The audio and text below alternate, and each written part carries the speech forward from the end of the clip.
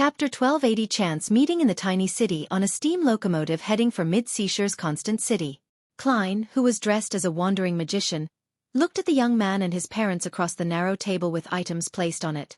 I have two types of magic tricks. The first is to let your wishes come true. The second is to use a mirror to answer your question. Of course, the first type of magic requires payment, and the second requires you to answer questions posed by the mirror. What kind of performance do you want to watch? The young man had black hair and brown eyes. He seemed to have received a good education. He looked at his parents sitting beside him and said with a smile, "My wish is too difficult, so I won't trouble you. In comparison, I'm more curious about the mirror that can answer questions." Klein sighed as he shook his head. With a flip of his left hand, he revealed a silver mirror with a black gem on both sides. It seems to be an antique.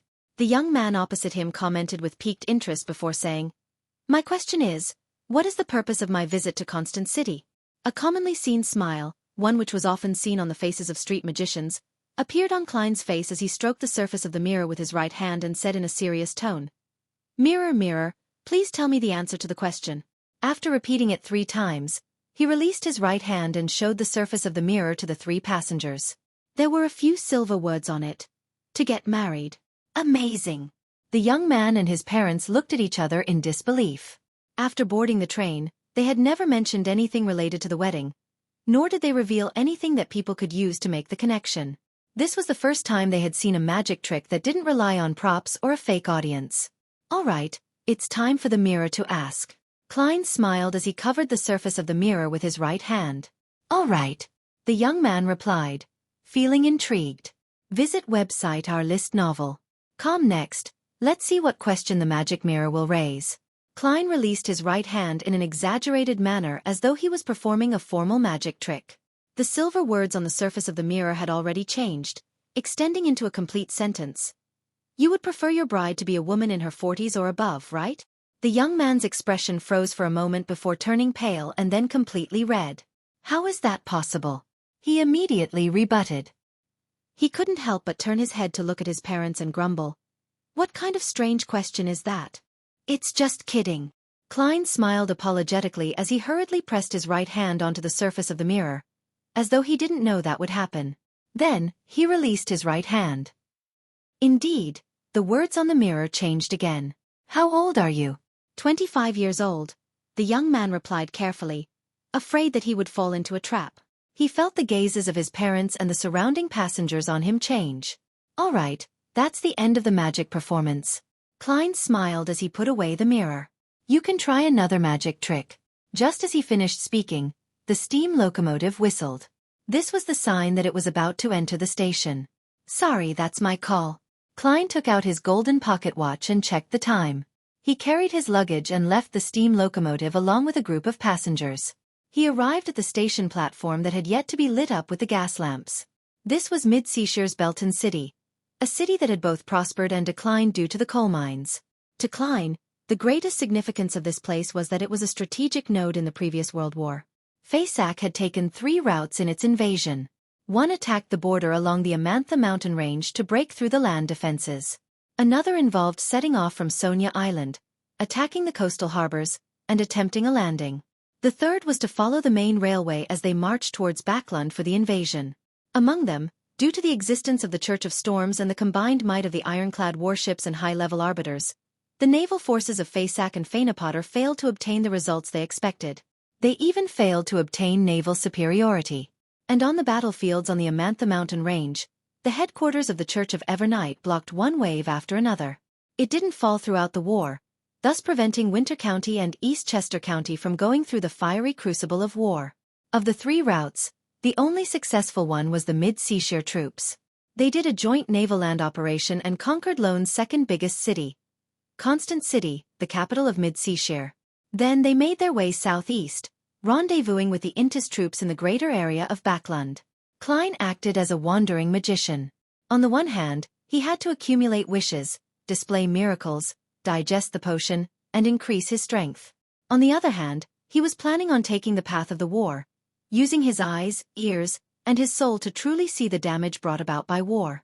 After knowing the secrets of the cosmos and the underground, He could understand the Evernight goddess's plan and accept it to a certain extent. However, this didn't mean that he was indifferent to the sacrifices. At the same time, he confirmed one thing. Even if he didn't stop George III from becoming the Black Emperor, the World War would have still erupted. However, Lone would have had the upper hand. The Evernight goddess and her allies would face the god of combat head-on, forcing him to seek help from Earth Mother. When that happened, the number of battles between the gods, the intensity, and scale would far surpass what had transpired. Due to this reason, Klein followed Faysak's invasion path and wandered forward. After leaving the station that still had traces of gunpowder, he carried the worn suitcase with a set of clothes and made his way towards the area where hotels were located.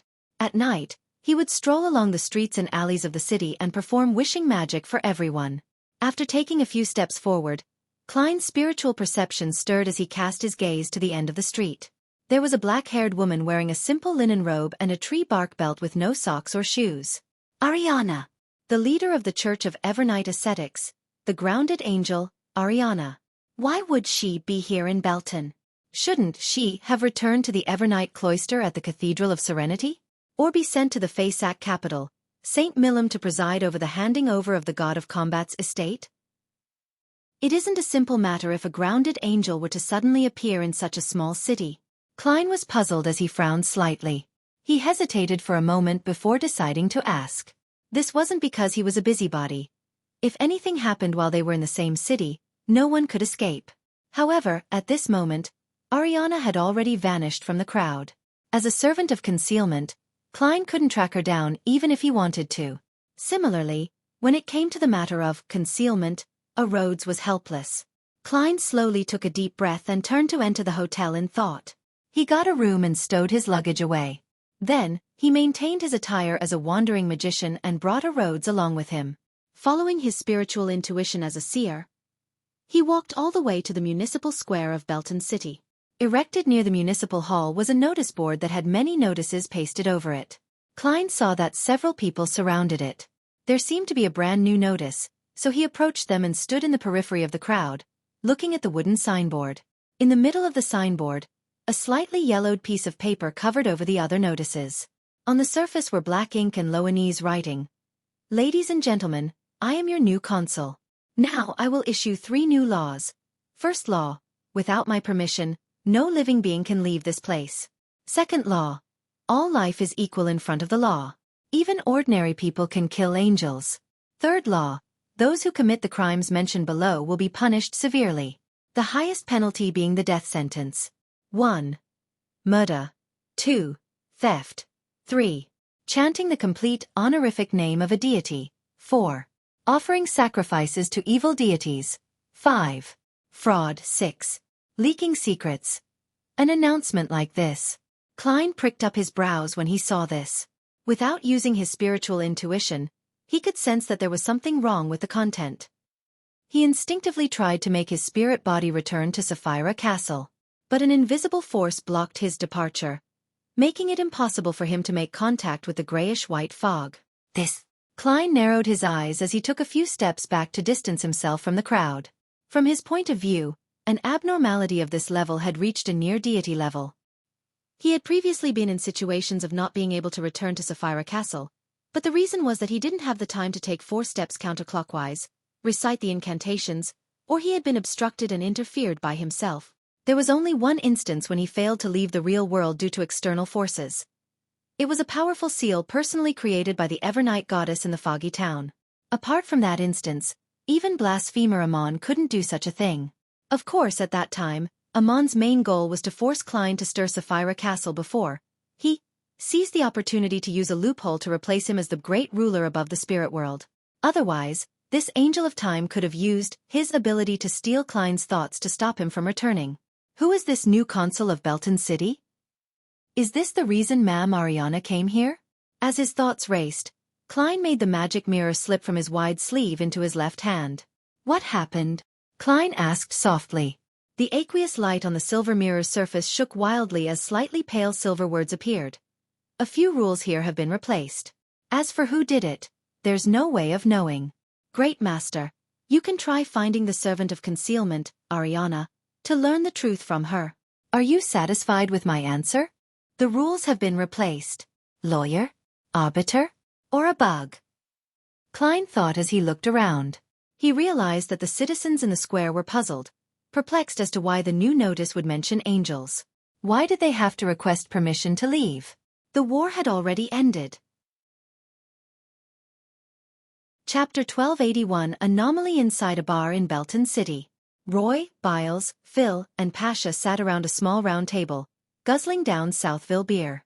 They didn't talk much as they listened to the drunkards in the next table discussing supernatural powers and mysticism incidents. Before this hic, I saw that, not only do the Phasacians look like bears, but they could also control fire, throwing them out like javelins. No way. Supernatural powers actually exist? Haha, that's because you don't know a thing. I was drunk one day and slept near the cemetery. I saw people from the Church of Evernight appear with a few ghosts out. Yes, ghosts. They floated in the air, and it was terrifying.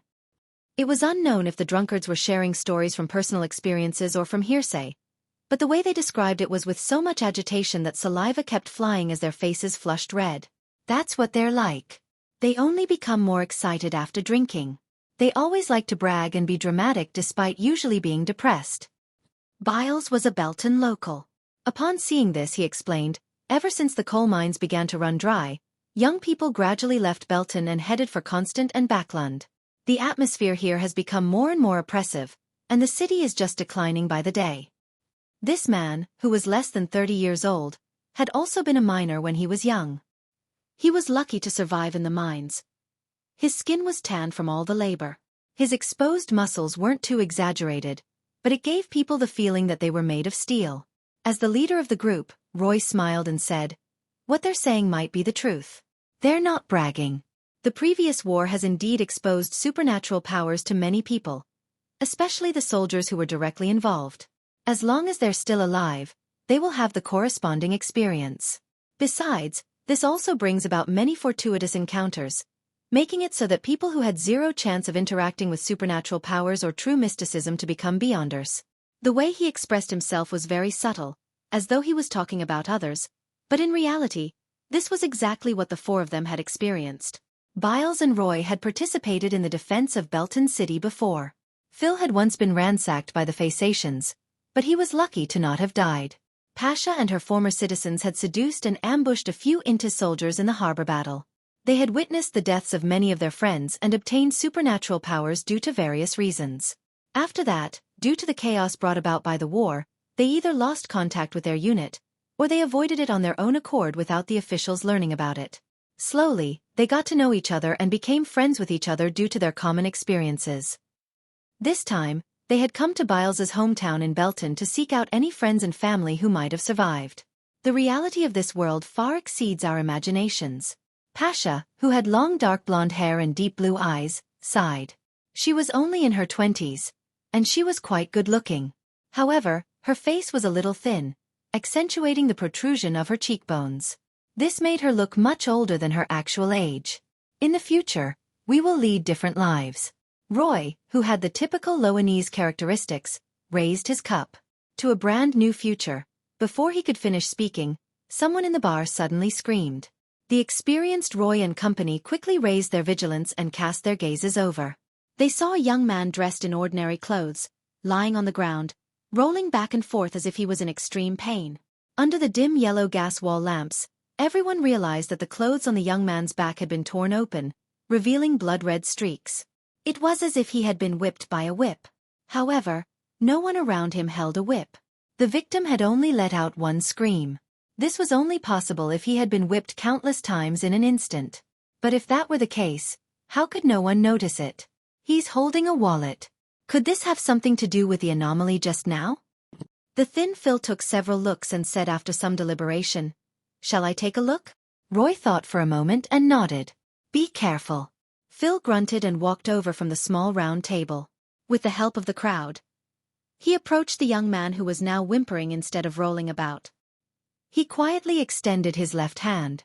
His target was the seemingly ordinary leather wallet. "Ah!" Phil suddenly screamed as he watched his left wrist snap and land on the ground. Blood splattered from the stump onto the faces and bodies of the people around them. The scene instantly froze. The drunken guests were first stunned before swallowing their saliva. Then, they turned around and ran frantically towards the door or to the corners. Something's wrong. No one attacked me. Phil nearly fainted from the pain, but he still forced himself to tell Roy, Biles, and Pasha what he had just experienced. Roy's eyes narrowed as he decisively said, "Let's get out of here first." He then turned his head and said to Biles, "Pick up Phil's hand and preserve it well. I remember that a military doctor I met before is also from Belton. After he got discharged from the army, he came here and opened a private clinic. He can effectively treat this kind of wound." The military doctor named Weber was also a Beyonder. When he participated in the war in the South, he had advanced step by step, obtaining medical skills that surpassed reality. It was said that he could sew up a severed limb and restore it to its former flexible state. "All right," Biles agreed without hesitation. He took a few steps forward, took out a wooden box, picked up Phil's severed hand, and put it in. At the same time, Pasha used the mystical ointment she had bought previously to stop Phil's bleeding, and bandaged it. Soon after, the group of 4 left the bar. After many inquiries, they finally found Weber's clinic with the help of passers-by. The clinic hadn't closed for the day, and the light from the gas lamps inside spread outwards, casting a dim yellow light. Roy politely pulled at the doorbell again and again as he heard the ringing echo inside. However, after a few minutes, no one came to open the door. "He's drunk?" Pasha looked at the miserable Phil and made a guess. Roy shook his head. "I remember that Weber isn't one to drink. Other than being more amorous, he doesn't have any bad habits. Perhaps, he's currently," as he spoke, the middle-sized man with a face full of weathered pockmarks pushed the door open and realized that it was not locked. It was ajar. As the door opened, Roy, Biles, and the others saw 2 figures. 2 figures were hanging in the middle of the clinic. Due to the wind blowing in from the outside, they swayed gently. One was a man in his 30s wearing a white coat, while the other was a young lady in a nurse's uniform. Their lower bodies were naked and their eyes were protruding. Their mouths were half open, and their tongues were squeezed out. They were hung on the ceiling by an invisible rope.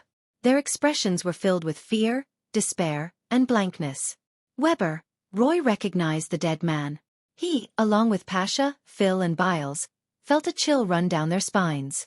They didn't know why something like this had happened, nor did they know what kind of horror such an unknown might bring. Boom! The sound of a chair being knocked over sounded from the side, jolting the dazed Roy and company. They looked in the direction of the voice and saw a lady carrying a baby standing up in a fluster. She whispered in horror and confusion, they were having an affair. What had this got to do with their encounter?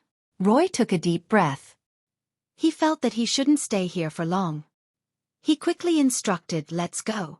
He didn't ask Pasha to comfort the lady, nor did he attempt to obtain the clinic's disinfectant and bandages. Biles and the others swallowed their saliva with great difficulty, turned around, and warily left the clinic. To Phil, the horror of the unknown had completely suppressed the pain in his left hand. "What exactly happened?" Phil asked as he turned into another street, asking as his facial muscles winced. "How would I know?"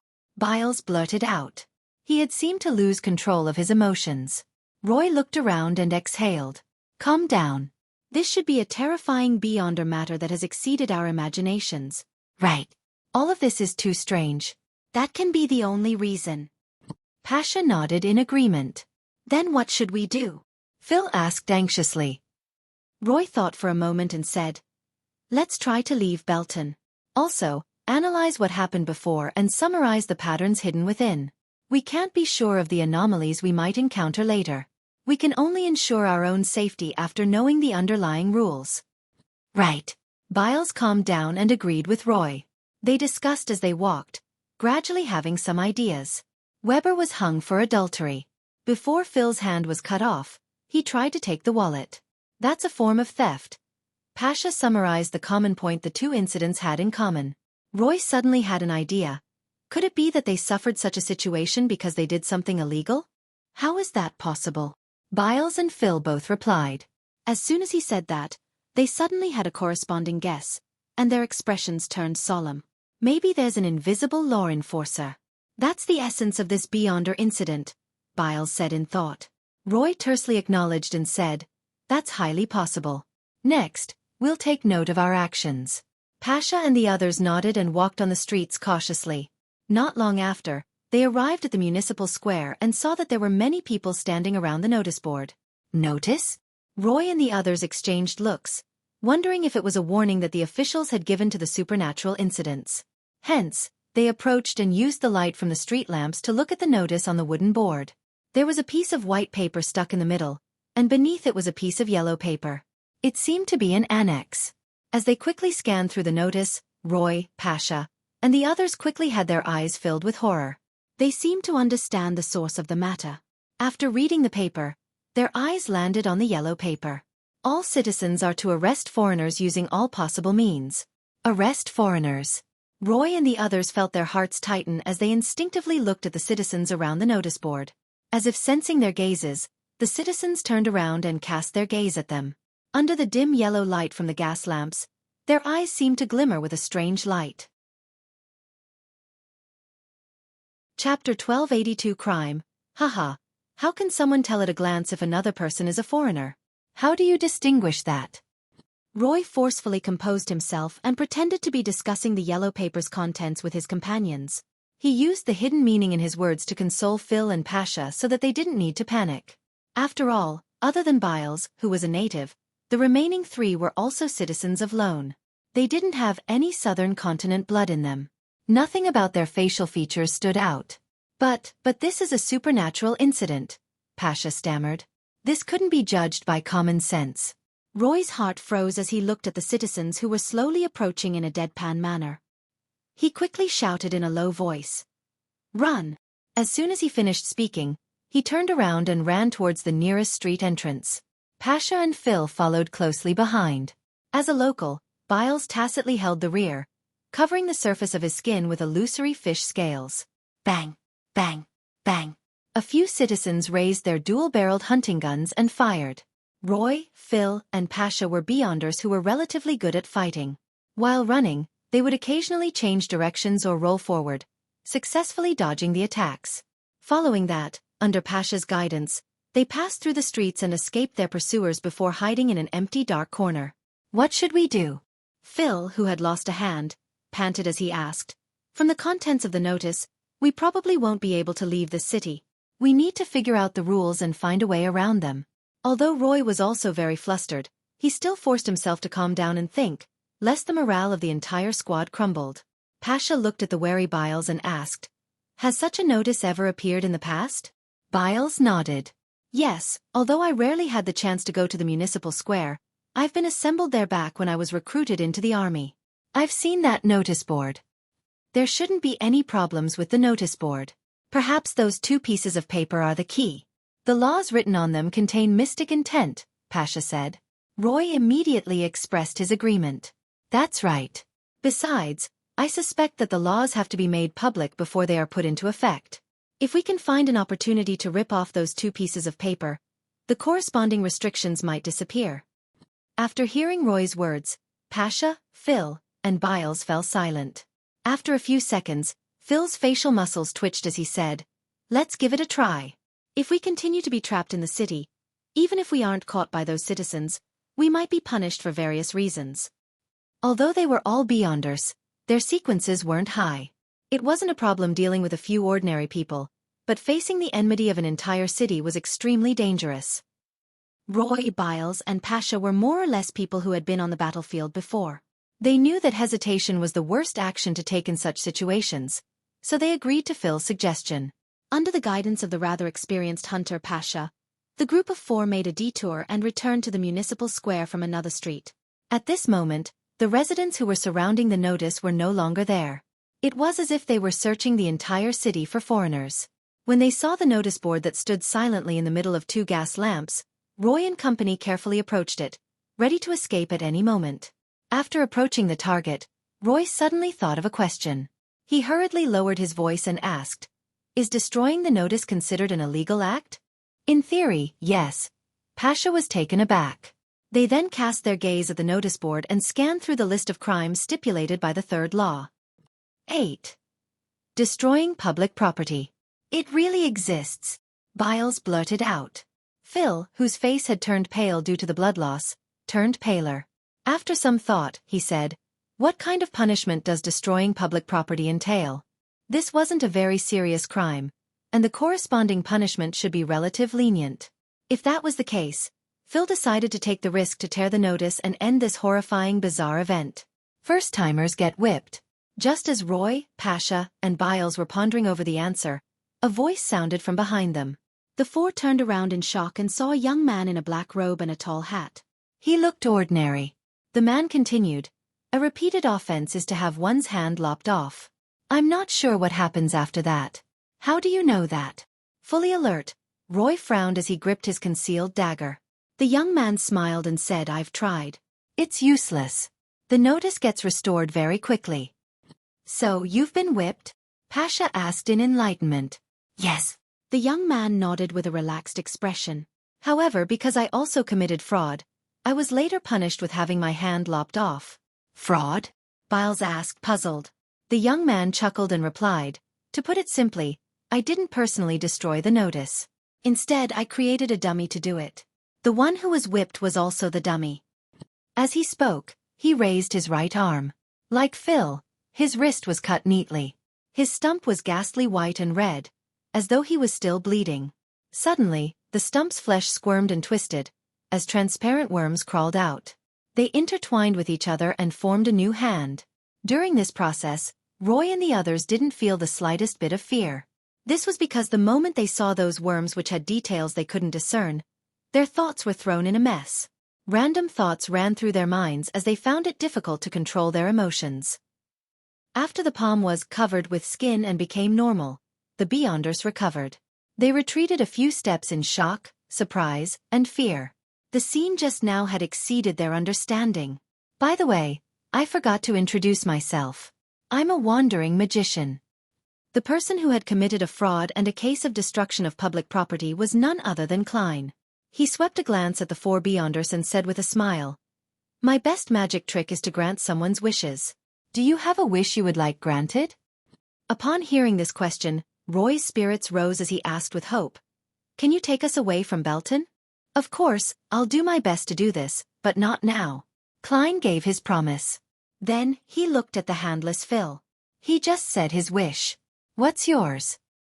"Let my hand recover," Phil probed. "All right." Klein cast his gaze at Biles. "Take out his hand."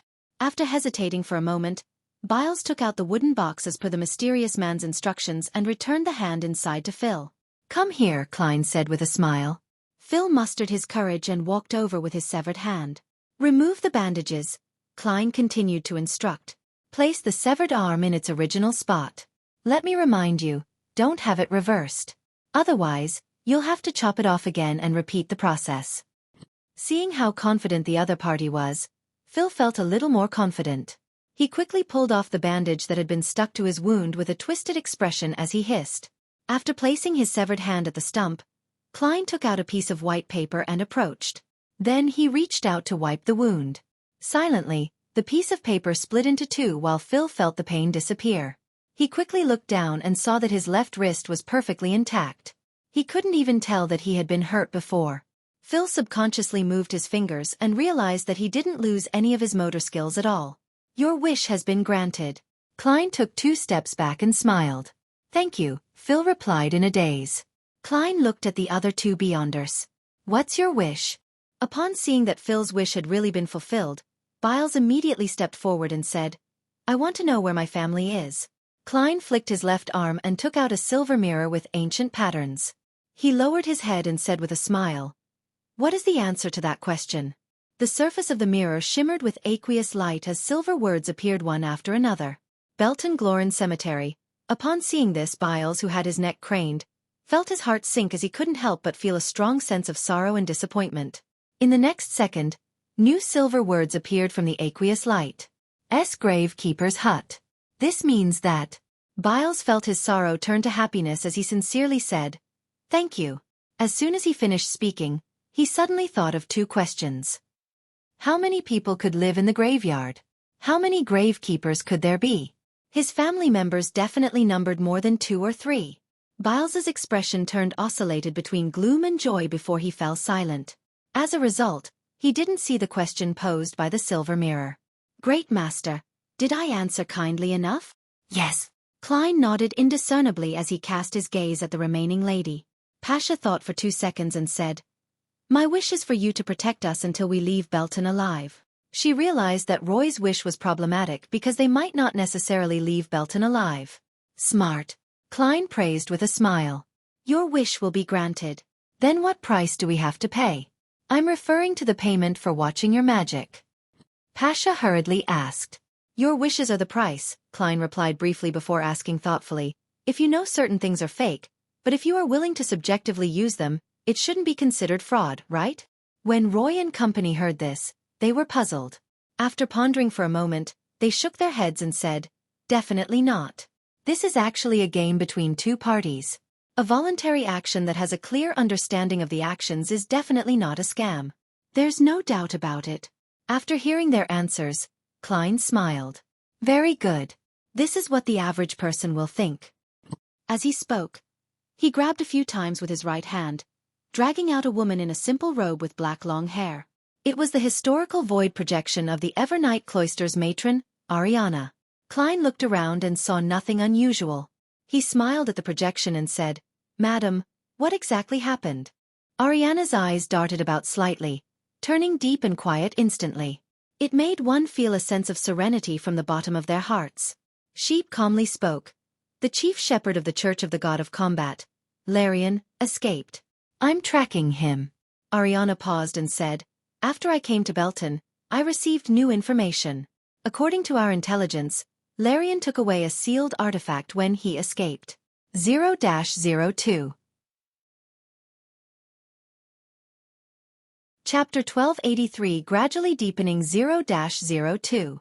Klein inwardly repeated the serial number, feeling that the problem might be more troublesome than he had expected. Although it couldn't be said that 0-02 was definitely more terrifying than 0-05 since the true essence of the magic wishing lamp was that of a sealed outer deity, an entity far stronger than the present true deities. He could definitely destroy this world or even this solar system if not for the restrictions of the outer shell.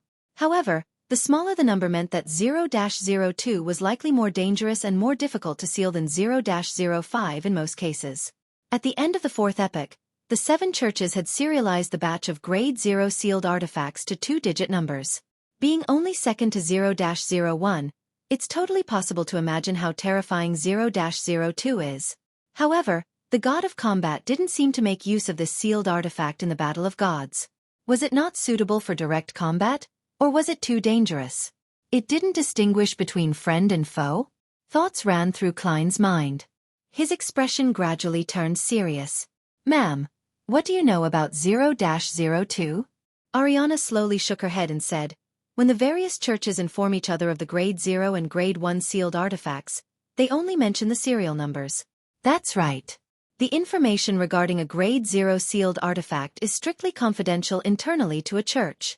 As part of the brass, they usually have to be in charge of a particular Grade 0 sealed artifact before they can come into contact with any related information.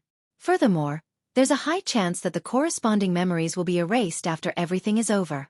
This is, on the one hand, to prevent important information from leaking, and on the other hand, there's the fact that just knowing about Grade 0 sealed artifacts in most cases can result in danger or cause the seal to be ineffective."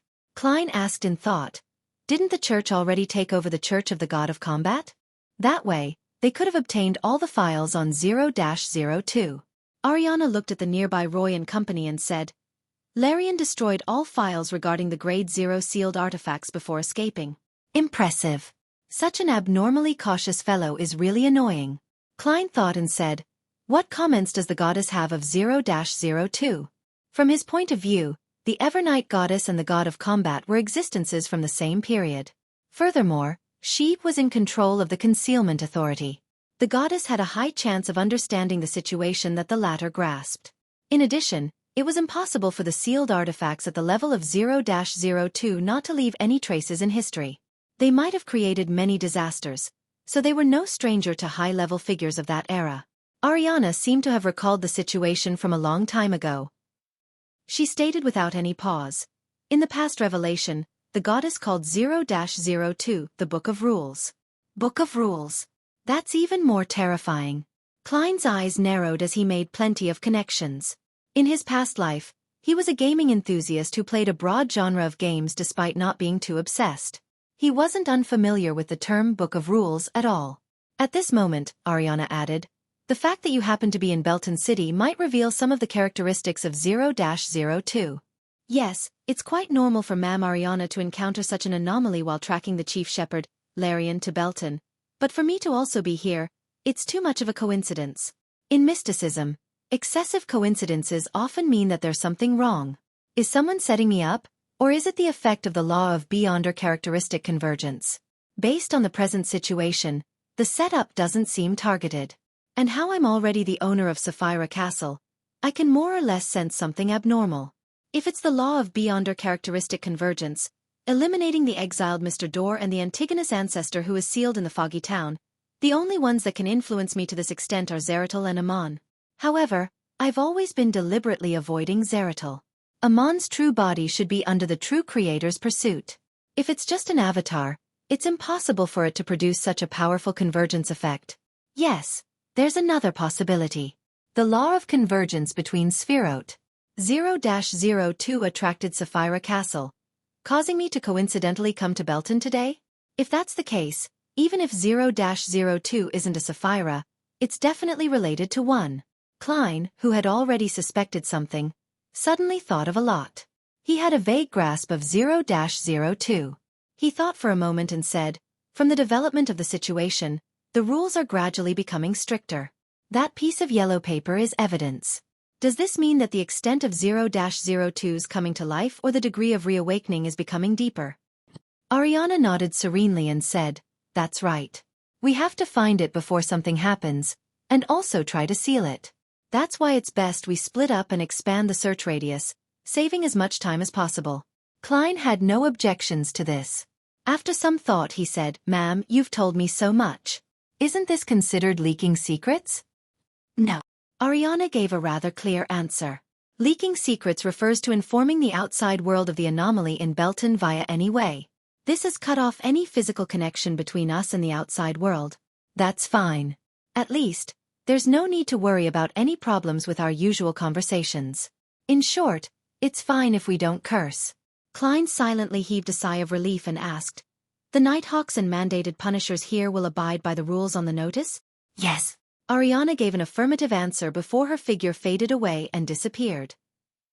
After watching the matron of the Evernight cloister leave, Klein quickly sorted out the information he had just obtained and gained some understanding of the possible developments that were to come. Combat wasn't the main point. The crux of the problem was whether he could find 0-02 in time and think of a way to seal it. During this process, what they would face as foreigners would become more and more complicated. They would find it increasingly difficult to abide by the rules and the citizens that were controlled. With this in mind, Klein cast his gaze to Roy and company not far away. He asked with a smile, what are your thoughts on what you just heard? Roy exchanged looks with Pasha and said, we don't know what a grade 0 sealed artifact is, but we can guess that 0-02 is a very terrifying item. It can set the rules and even change reality to a certain extent. Furthermore, this anomaly seems to change as time passes. Also, the chief shepherd of the Church of the God of Combat should be a very powerful beyonder. Klein gently clapped his hands and smiled. That's about it. If we don't work hard and hope to avoid danger by hiding, then there will be more and more things that we need to take note of. If we aren't careful, we might commit a crime. Heh. Perhaps in the end, we will be executed on the spot because we stepped out the door with our left foot first. His words left Pasha, Biles, and the others in a panic. It was indeed funny to hear the possible developments, but on second thought, they could sense the extreme horror hidden within. A few seconds later, Pasha said with a solemn expression, furthermore, the citizens can use any means to deal with us, but we are unable to fight back. This is because killing and voluntarily causing harm are very serious crimes. We can try to deceive their senses, but we can't use it too many times, Klein said casually. What we need to do now is to quickly summarize the rules that 0-02 follows. That way, we can find it and seal it before it comes to life or awakens to gain true intelligence. What are your thoughts? Marauder Phil thought for a moment and probed. It doesn't seem capable of attacking us directly. It can only punish us when we violate the rules and commit crimes. Klein snapped his fingers and said, that's right. I can summarize this law for now. 0-02 cannot punish those who do not commit crimes. Biles blurted out, but it can make the citizens arrest foreigners. Foreigners aren't considered criminals. This does contradict the previous law from before, Klein replied with a smile. However, in history, many cities have come up with laws that include discrimination and the expulsion of foreigners in the different stages of their development. Did you decipher any deeper laws from this matter? The four Beyonders frowned one after another, unsure what the powerful magician opposite them was trying to express. After a brief silence, Pasha, who thought of the question he had asked, asking whether a particular action was considered fraud, hesitated and said, "The rules issued by 0-02 must match the public's understanding and be acknowledged to a certain extent?" "That's a good idea," Klein praised. "This is a guess thanks to the law regarding the arrest of foreigners. It has been verified from your previous feedback, so we can temporarily list it as its second law. This can help us determine which actions are crimes and which aren't." Seeing Pasha receive the praise of the powerful magician twice, Roy hurriedly added, "It will constantly increase the number of laws, reaching a certain level of complexity, thereby limiting us. No matter what we do, we will be punished. Yes, on the basis of arresting foreigners, clauses such as the trespassing of private property and the prohibition of defecation or urination in public will make life harder for us with the passage of time." Just as Klein nodded in agreement, his spiritual perception was triggered. He instinctively raised his head and looked at the notice board. He realized that a goatskin parchment had appeared on it at some point in time. Curfew order. This, Pasha and the others also noticed this change and their eyes widened. It was already late at night. If they stayed outside for some time, they would violate the curfew and suffer some punishment. Then, the punishment would worsen each time until they were sentenced to death. "Let's go. We haven't got much time." Klein pressed down his tall hat and said with a smile, "Our target is most likely a book. It might still be with the chief shepherd, or it might have already been hidden somewhere. My intuition tells me that it might be the latter. This is because to anyone, that item is too dangerous, and it will only become more dangerous. Of course, the premise is that the chief shepherd hasn't gone crazy, only using 0-02 to create a chance to escape pursuit. By the way, I forgot to tell you that the chief shepherd is a grounded angel." "Angel?" Roy, Pasha, and the others who had just begun to move froze. Chapter 1284 Limitation Loophole. In the present era of this world, belief in a deity was common. The difference was which deity they believed in. Therefore, even if Roy, Pasha, and company didn't understand the meaning of angels and mysticism, they had more or less heard of legends about angels from the priests, bishops, and seniors around them. They knew that they were the servants of deities, and were powerful creatures that were qualified to be addressed as him or her. Every action of theirs could create miracles. They were definitely not something ordinary people could compare with. In the hearts of these four Beyonders, angels were of a whole different level, holy spirits of another world. Under normal circumstances, they lived in the divine kingdoms and wouldn't descend into the real world. They could be treated as true legends without considering the meaning they've had in reality. Just like the battles they had experienced in the past, although they would occasionally encounter Beyonders today who struck terror in their hearts, like today, them being angels was the last thing on their mind. The two weren't on the same level. But today, a wandering and mysterious magician had informed them that the chief shepherd of the Church of the God of Combat was an angel who walked the land. Phil and the others believed in the mysterious gentleman, who had shown all kinds of amazing feats, from the bottom of their hearts. Firstly, he had granted their wishes and was friendly enough. Secondly, they didn't believe that they were qualified enough to be deceived in such matters. To them, the chief shepherd was an angel or an abnormally powerful Beyonder. In essence, there was no difference between the two. The reality of this world far exceeds our imaginations. The words that Pasha often said flashed through her mind. Roy made further connections. He remembered that the lady, who Mr. Magician had invited from thin air, mentioned that she was pursuing the chief shepherd of the Church of the God of Combat. Furthermore, she seemed to be qualified to see the Evernight goddess's revelation. The only person who can track an angel is probably another angel. With Mr. Magician's performance in front of that lady, his level can't be that much lower. Roy hurriedly retracted his gaze from Klein's back, and didn't dare to look at him directly. He looked left and right and realized that Phil had come to a similar guess as well. A complicated feeling emerged from his pale face, one that was a result of his blood loss. Biles held his breath and only spoke after a few seconds. "No wonder there's such an inexplicable change in Belton. It's not the time to feel poignant about this. Let's hurry up and leave. The curfew is about to take effect, Klein reminded with a smile without any signs of nervousness. Pasha quickly looked at the notice board and imprinted the contents into a brand in her mind. From 8 at night to 8 in the morning. Free movement and assembling in the streets are forbidden. Where should we go? She blurted out. Under the double restrictions of the curfew and the no trespassing clause, it appeared as though they could only await punishment. Klein smiled and said, only movement and assembly in the streets are forbidden. As he spoke, he pointed at a nearby manhole which led to the sewers. Biles's eyes lit up. Yes, it didn't say that we can't pass through the sewers. When curfews were in place previously, the tramps hid in the sewers or abandoned buildings. Roy and the others didn't hesitate any longer. They immediately went forward and used the advantage of their strength to push open the manhole cover and climbed into the sewers. In the pitch-black darkness, a dim yellow light lit up as a lantern appeared in Klein's hand. As they followed the mystical magician, Phil said thoughtfully, we can head to a hotel next. Biles is a local. He won't be attacked, so he can get a room. Then we can climb through the window and enter from the outside. As we have gotten permission from the owner, we wouldn't be considered as trespassing on private property. In that case, we can stay until dawn and wait for the curfew to end. It's a very interesting idea, but our goal isn't to survive until dawn, Klein replied with a smile as he walked ahead of them with the lantern in hand. Roy nodded and said, if we don't do anything and stay in the hotel, the rules will increase one by one, becoming so detailed that guests aren't allowed to stay in hotel rooms. Actually, the most interesting thing about that proposal isn't the finding of loopholes to the restrictions, but that it reminded me of something. Klein turned his body slightly and looked at Biles. As a local from Belton, he actually didn't attempt to capture us foreigners. In other words, he wasn't affected by the yellow paper's orders. This. Pasha and the others all turned warily to look at Biles, clearly showing suspicion on their faces. Their encounter earlier had made them certain that the citizens of Belton City had lost their minds in the foreigner arresting affair. I don't know why either. Biles also murmured in confusion. Are you still a Belton citizen? Klein asked casually as he slowly walked in the damp and smelly sewer. Biles followed behind him and answered with some certainty, of course. Klein thought and asked, on the one hand, you are a citizen of Belton. On the other hand, you are a standard foreigner. Two of your attributes overlap, causing a contradiction.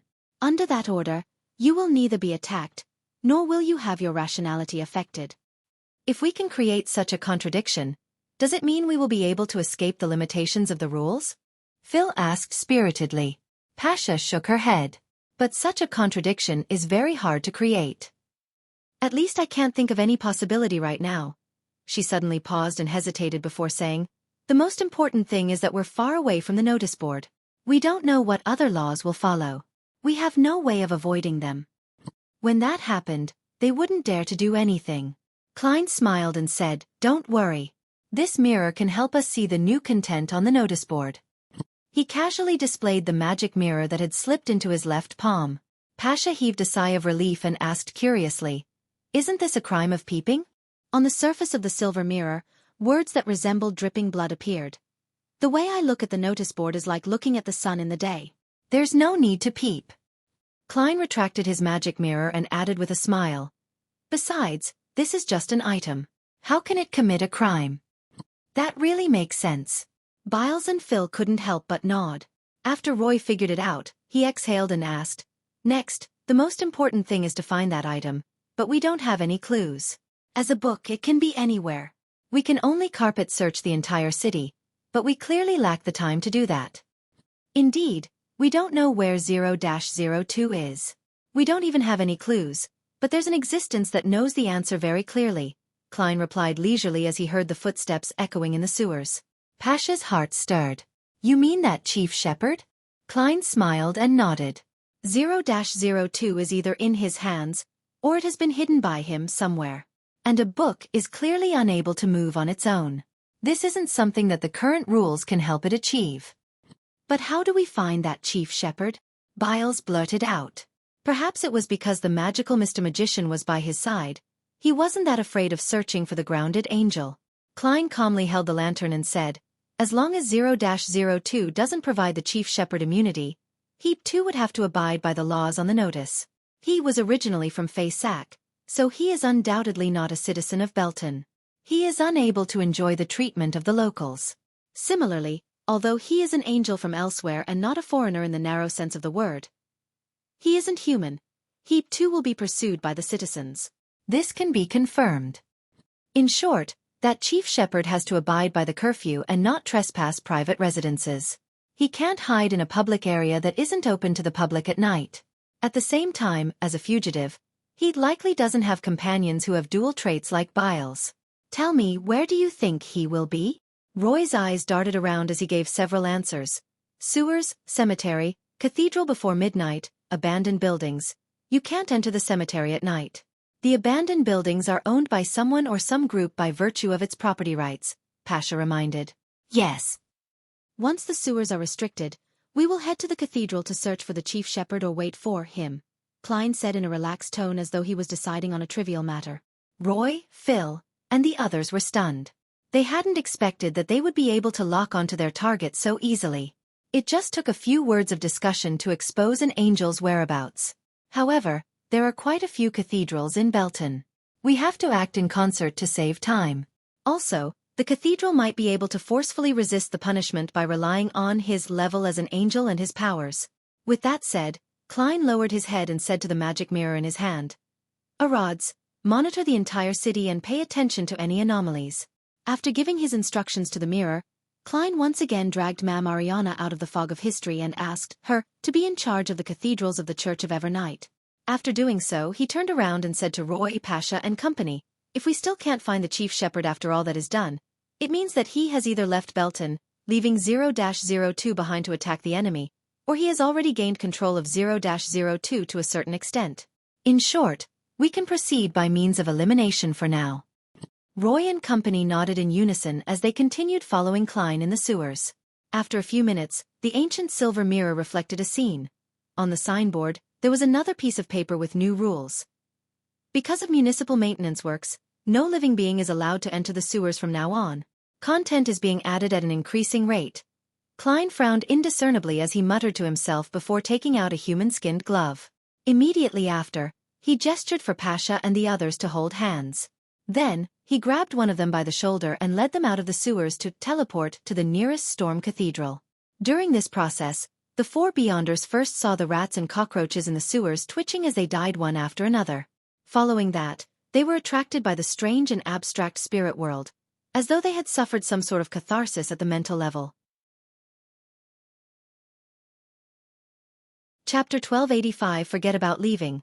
All of you. Although there weren't many supplicants in the Storm Cathedral in the evening, Klein chose to appear on a corridor that led to the garden so as to avoid conflict. How magical! Pasha muttered to herself as she looked at the settling surroundings. Roy suppressed his emotions and looked around. If that chief shepherd comes to the cathedral to tide over the curfew, he could be somewhere like this. If one isn't worried about accumulating the number of crimes they commit, an angel has too many ways to fool the average person, Klein said casually. I'll send you to the other cathedrals later. Try to stay in places with glass windows and mirrors. Once you discover any outsiders that might be from Faisak, find an opportunity to draw a symbol. Before he could finish his sentence, his head suddenly turned as he looked at the door leading to the garden in the prayer hall. A figure over 6 meters tall slowly walked out. He was wearing a long black robe with white edges, one completely filled with his bulging muscles. This was an old white-bearded man wearing a square hat. His eyes were pale blue, and he had few wrinkles. He had an aura of superciliousness. The chief shepherd of the Church of the God of Combat, Larian. Without needing to identify the figure, Klein's spiritual intuition told him that the person opposite him was an angel, the reason for coming to the cathedral. Larian glanced at him and said in surprise, "It's not Ariana." He immediately restrained his expression and said rather indifferently, "Appears to be her helper. You can tell her that I've reached an agreement with 0-02, which has come alive to a certain degree. I'll give up sealing it in exchange for permission to leave. And y'all will stay here, enduring the changes in the rules and the increasingly stricter laws until y'all are completely dead." The chief shepherd didn't seem to be worried that Klein would stop him at all. This was because when he spoke, his body was rapidly aging. The surface of his skin quickly became covered in wrinkles, with aging spots appearing on it, dripping with a rotting liquid. In just a few blinks of an eye, Larian looked as though he was about to evaporate into thin air from his aging. Then Heap turned into a pool of rotten liquid that completely evaporated. The impact of this scene sent shivers down Biles and Company's spines. They felt as if their minds were about to go haywire and that their emotions were about to collapse. This was just like the countless tiny worms that had crawled out from the wound on Mr. Magician's wrist when he reformed his hand. It was just as terrifying and harrowing. A strange ability. It has something to do with Twilight? Klein didn't have any intention of stopping Larian. He only nodded in thought. In the spirit world corresponding to Belton, Larian's figure appeared and returned to normal. Right on the heels of that, as though Heap could control spirit world creatures, he passed through an invisible barrier and escaped the many restrictions of Belton City. But just as Larian was about to begin tearing through space, everything suddenly darkened and Heap saw a seamless patch of dark cloth. It was like a wall that blocked Larian's path. Larian cautiously stopped his actions, looked up at the infinitely high area where the 7 pure lights were. However, he could only see an illusory curtain hanging down from it, enveloping the spirit world of the area corresponding to Belton, isolating it and creating an independent world. At the same time, Larian's intuition as a demon hunter had told him that the barrier formed by the curtain was extremely strong and difficult to break through. He needed to spend a lot of time and effort to do so. To this chief shepherd, what was happening had a strange comical feeling, making him unable to contain his rising anger. This was akin to him finally finding the key to a secret chamber after countless hardships. Just when he had the chance to open the door and leave before others could, he was surprised to find that there was an additional lock on the chamber's door, a rather sturdy lock. It lacks a sense of realism. It's a projection from the historical void. It's fraud. No, it's outside of Belton City, out of the law's jurisdiction. This historical projection should have existed here a long time ago. It can't last more than 2 minutes, so it will dissipate on its own. Larian quickly regained his composure, allowing his anchors and inclination towards madness to once again form a balance. In the corridor of the Storm Cathedral, Roy and Company finally recovered. They turned their heads to look at Mr. Magician, who was in no way inferior to the angel from before. Pasha hesitated for a moment before saying fearfully, He seems to have escaped. This way, they wouldn't be able to obtain any information about 0-02's location. Relying on a carpet search would be too late. Furthermore, no one present knew what the terrifying sealed artifact looked like. Describing it as a book made it too wide a scope. I can only think of other solutions, Klein replied with a smile. Do you have any suggestions? He had been waiting for Larian to return and negotiate with him, but he realized that the chief shepherd would rather wait in the spirit world for the curtain historical projection to disappear. And although he could enter the spirit world as well, he was unable to break through the strange barrier created after 0-02's law changing. As he spoke, Klein seriously considered other solutions and made a few worms of spirit control his body. He spoke to the Beyonders beside him in an attempt to find inspiration through their discussion. We should take the initiative to create a contradiction that's similar to what happened to Biles so that we'll be in a relatively safe state. Only by doing so will we be able to begin our search. Phil brought up the idea that he had previously had. Pasha shook her head. But if we use this kind of contradiction to do something, 0-02 will definitely add new rules to resolve the corresponding problems. But this can still buy us some time, Phil emphasized. That is something that can be done, Roy agreed, and added, but our focus should be on finding 0-02. Perhaps we can create some contradiction that will make it expose its location? As for what kind of contradiction could achieve such an effect or how to create it, he hadn't come up with an idea. In the event of a contradiction, new rules will be added to resolve it. Klein wore a smile as he listened silently. Sparks flew as his thoughts crashed in his mind. At that moment, aqueous light appeared on the surface of the magic mirror in his hand as silver words appeared. Pasha, do you want to know what the new content on the notice board is? The mirror directly asked me. Why did it ask me directly? Pasha was taken aback for a moment before she hurriedly nodded and answered, yes. The aqueous light in the silver mirror quickly returned and presented a scene of the notice board. There were 2 new rules.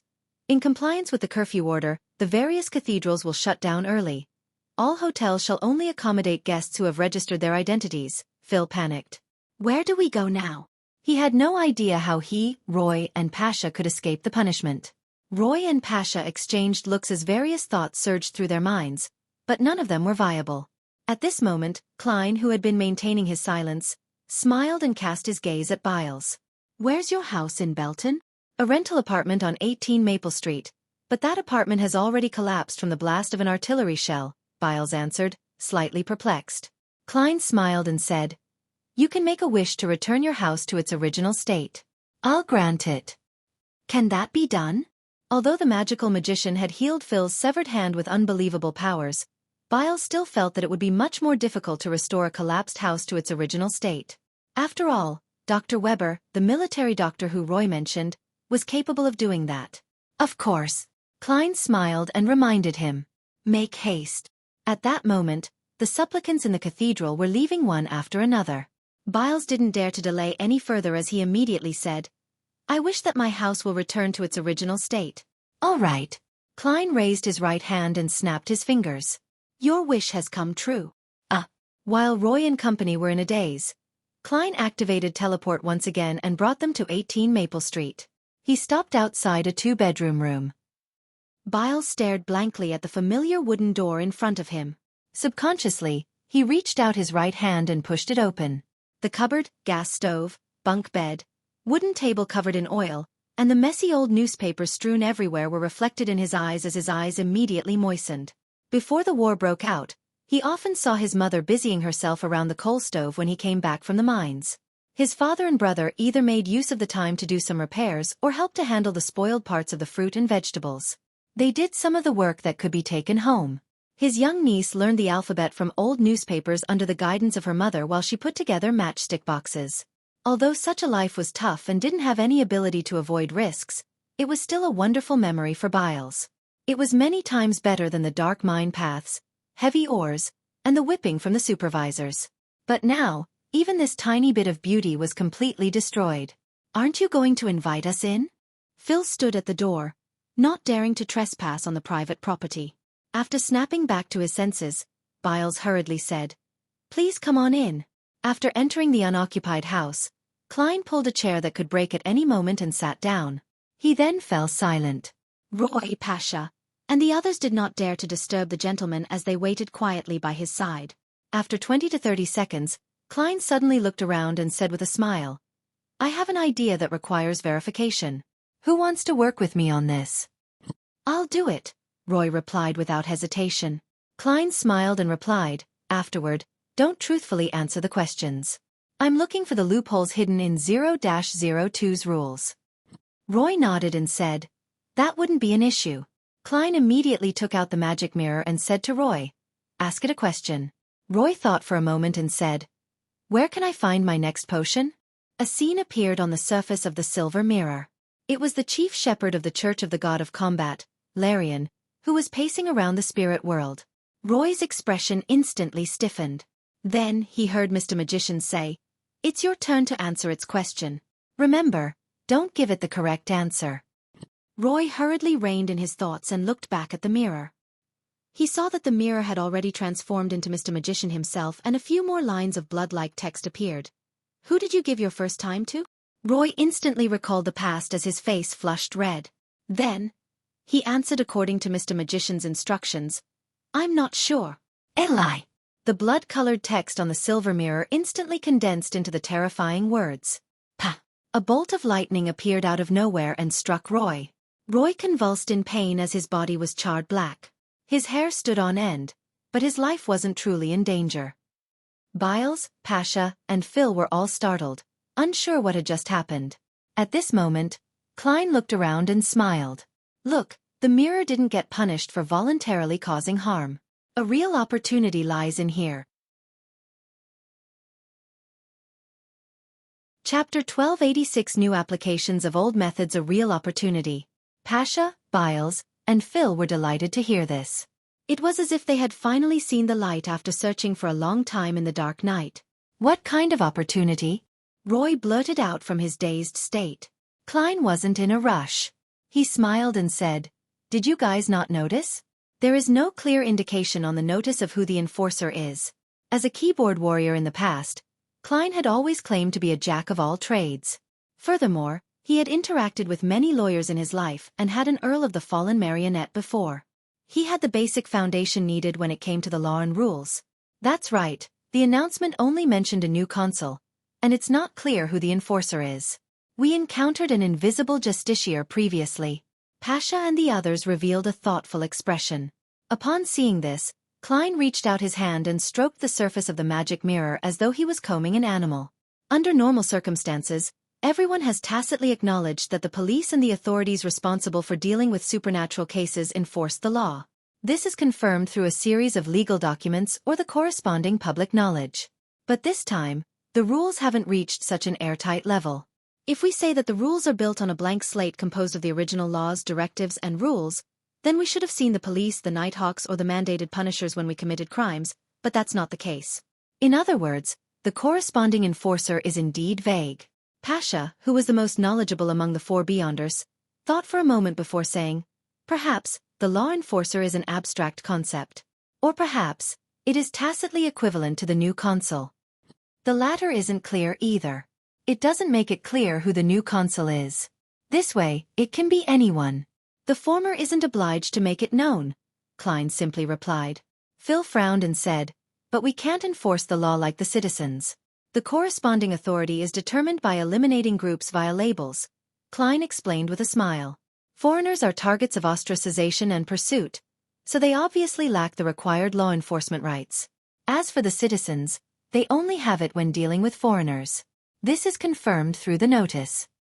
Without waiting for Roy and Biles to speak, Klein continued. So, I just used the contradiction hidden in this matter to get Roy to test it. The result is exactly as I predicted. First of all, the magic mirror isn't a foreign living being. Neither is it a local. It's just an item with a certain level of intelligence. It cannot be placed into any particular group. This way, in a situation where the law enforcer isn't clear, those who aren't part of the elimination process have the right to enforce the law. Secondly, it had punished a foreigner. Those notices imply that all who deal with foreigners are law enforcers. Finally, the magic mirror itself has the rules of punishment. Before this rule is announced to be illegal, it has the right to punish others. Based on the 3 points above, I believe that 0-02 should be in a lot of conflict right now. Next, it will definitely issue a new law to clearly determine the main body of law enforcement, to mend the loopholes in this area. Once the main body of the law enforcement is revealed, it will contain a lot of information. It will help us lock onto the target. Haha, if 0-02 uses a method of adding prohibitions, it will definitely restrict itself, as it shares the same attributes as the mirror. This is definitely not its first choice. At that moment, Roy, Pasha, and the others, who were listening to Klein's recount, suddenly had the feeling that he was a knowledgeable and highly intelligent person. Could it be that Mr. Magician is a wise man who likes to travel among the commoners in legends? The four Beyonders each made similar but different guesses. At this moment, the magic mirror in Klein's hand emitted a misty aqueous light. Amidst the aqueous light, the silver mirror's surface showed the notice board. 2 more lines appeared on the bottom of the original piece of paper. All law enforcement must be carried out by the Trunsoist Brass Book or the group it authorizes. Any private rules can't surpass the official decree. Trunsoist Brass Book. This is the full name of 0-02? The opportunity is here. Klein's expression turned serious as he entered cogitation. He had forced 0-02 to clarify the main law enforcement to obtain more information so as to further understand the situation of the terrifying sealed artifact. And based on Klein's deduction, 0-02 was more or less related to a particular Sapphira, just like how he was back when he had yet to become the owner of Sapphira Castle. Therefore, furthering his understanding of it would inevitably result in reverse corruption, thereby establishing a certain connection. To a certain extent, the Sapphira was equivalent to a great old one, outer deity, or the cosmos. Back then, Klein had used such mysticism knowledge to lock onto the location of dark demonic Wolf Kotor. Now, he was using it in the opposite direction. From his point of view, 0-02 was definitely more corrupted by a Sapphira than him. After all, sealed artifacts were in a state of having lost control. This was why they needed to be sealed. Under such circumstances, further understanding of 0-02 would result in corruption. The reality proved Klein's hypothesis. And it was also because of this danger that he didn't show the new content presented by a Rhodes to the four Beyonders. In cogitation, Klein quickly sensed that he had an invisible connection with a certain spot. The indescribable corruption was surging over. Ding! At the same time he flicked out a gold coin, He used Sapphira Castle's aura to cut off the connection and isolate the corruption. Immediately after, a clear image appeared in his mind. Klein grabbed the gold coin with his left hand. After the glove suddenly turned transparent, he instantly vanished from the room and appeared in a hall filled with bookshelves. On the side of the hall with floor-to-ceiling windows, there were many long rectangular tables. On one of them was a book bound by thin brass sheets. "I found you." A smile appeared on Klein's face. He made use of the brief connection to do a divination. Then, he relied on the attraction between Spherote to make the teleportation become abnormally precise. The law of convergence between Spherote would allow Klein to accidentally enter the library and discover the brass book. However, it might have happened 2 days later, 2 weeks later, or even 2 years later. It wouldn't happen in time to stop anything. Furthermore, this was under the prerequisite that 0-02 didn't do any corresponding interference or avoidance measures. Pah! The clothes on Klein's back suddenly cracked as blood-red strokes appeared. This was a punishment for trespassing into a public area. Whipping. Thankfully, this crime is very light. And I won't be punished for this crime for the next 1 or 2 minutes. The rules will give the trespasser time to withdraw. Klein immediately reached out and grabbed a few times in the void. He didn't really pull out the figure of the ascetic leader, Ariana. This was because, to a non-committal person, a historical projection was a form of fraud. He only used this method to send his location information to the servant of concealment. Due to the same reason, Klein dispersed the glove on his left hand. During this process, the brass book started flipping and displayed the rules. When one's rationality drops to 20% of its original value, there would be signs of losing control. Scholar of Yore has the ability to summon historical void projections. The success rate of summoning depends on the familiarity and friendliness of the target. The Trunsoist brass book is the most precious item. No living being is permitted to touch it. Those in violation are to be sentenced to death. One is not allowed to change the condition of the Trunsoist brass book in any way. Those in violation are to be sentenced to death. The rules made Klein's eyelids twitch. He felt his rationality constantly dropping. This caused the primordial one's mental brand in his body to become more active. The first part of the rules is presented in grayish-black, as though it's in a state that can't be changed. This requires 0-02 to awaken further. If it awakens to the extent of changing the rules in front, it'll be very terrifying. It might even reduce the success rate of my summonings, causing Beyonders to show signs of losing control if their rationality falls a little. With this we fix the problem of this variant of a seer being too strong. As expected of 0-02. It fully lives up to its serial number. The text behind is presented in silver. Does this mean that the rules can be altered or enhanced? I can't touch it. I can't change its state. That also means that I can't take it away, nor can I directly conceal this sealed artifact. Perhaps I can use the Staff of the Stars or the Box of the Great Old Ones to directly move this library into the cosmos and let 0-02 face those outer deities. But if the outer deities were to grasp this sealed artifact, the problem might be greater than it is now. Klein hesitated for a moment and didn't risk summoning his Grade 0 sealed artifact. The next second, he heard a smacking sound. The figure of Ariana's simple linen robe and tree bark belt was quickly outlined at his side. She was lashed by an invisible whip, leaving behind an obvious bloody mark. The first problem has been resolved. Now, we need to consider the second problem. That is how to seal this fellow, Klein said as he made haste.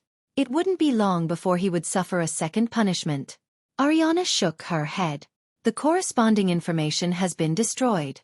We can only resolve it through trial and error. That's a little dangerous.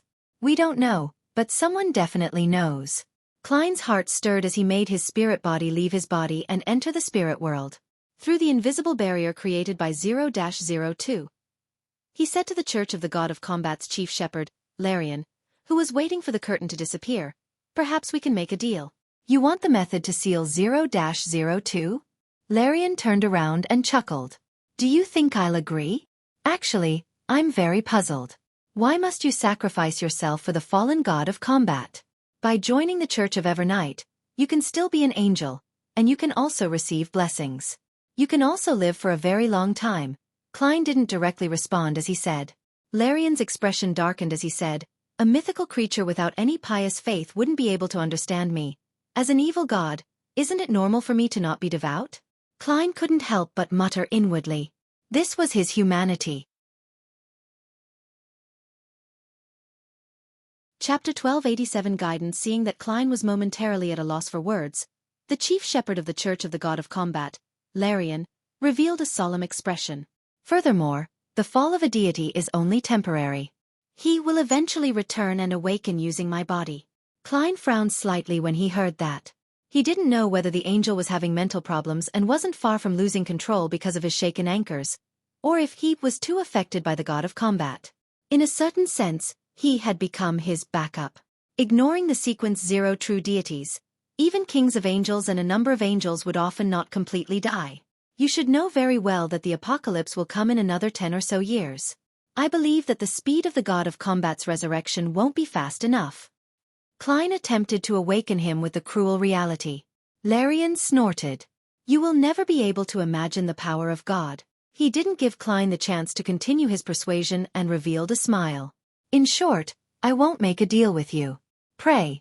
Pray to Evernight.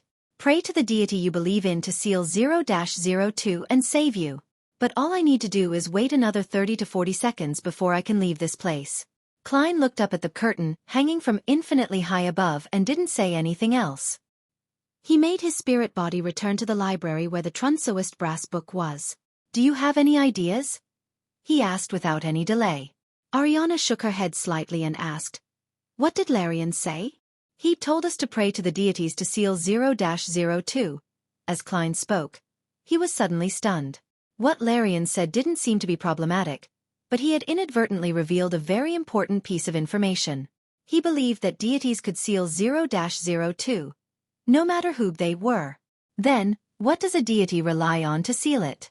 By forcefully suppressing it with their sequence 0 status, or use a might that can destroy the world?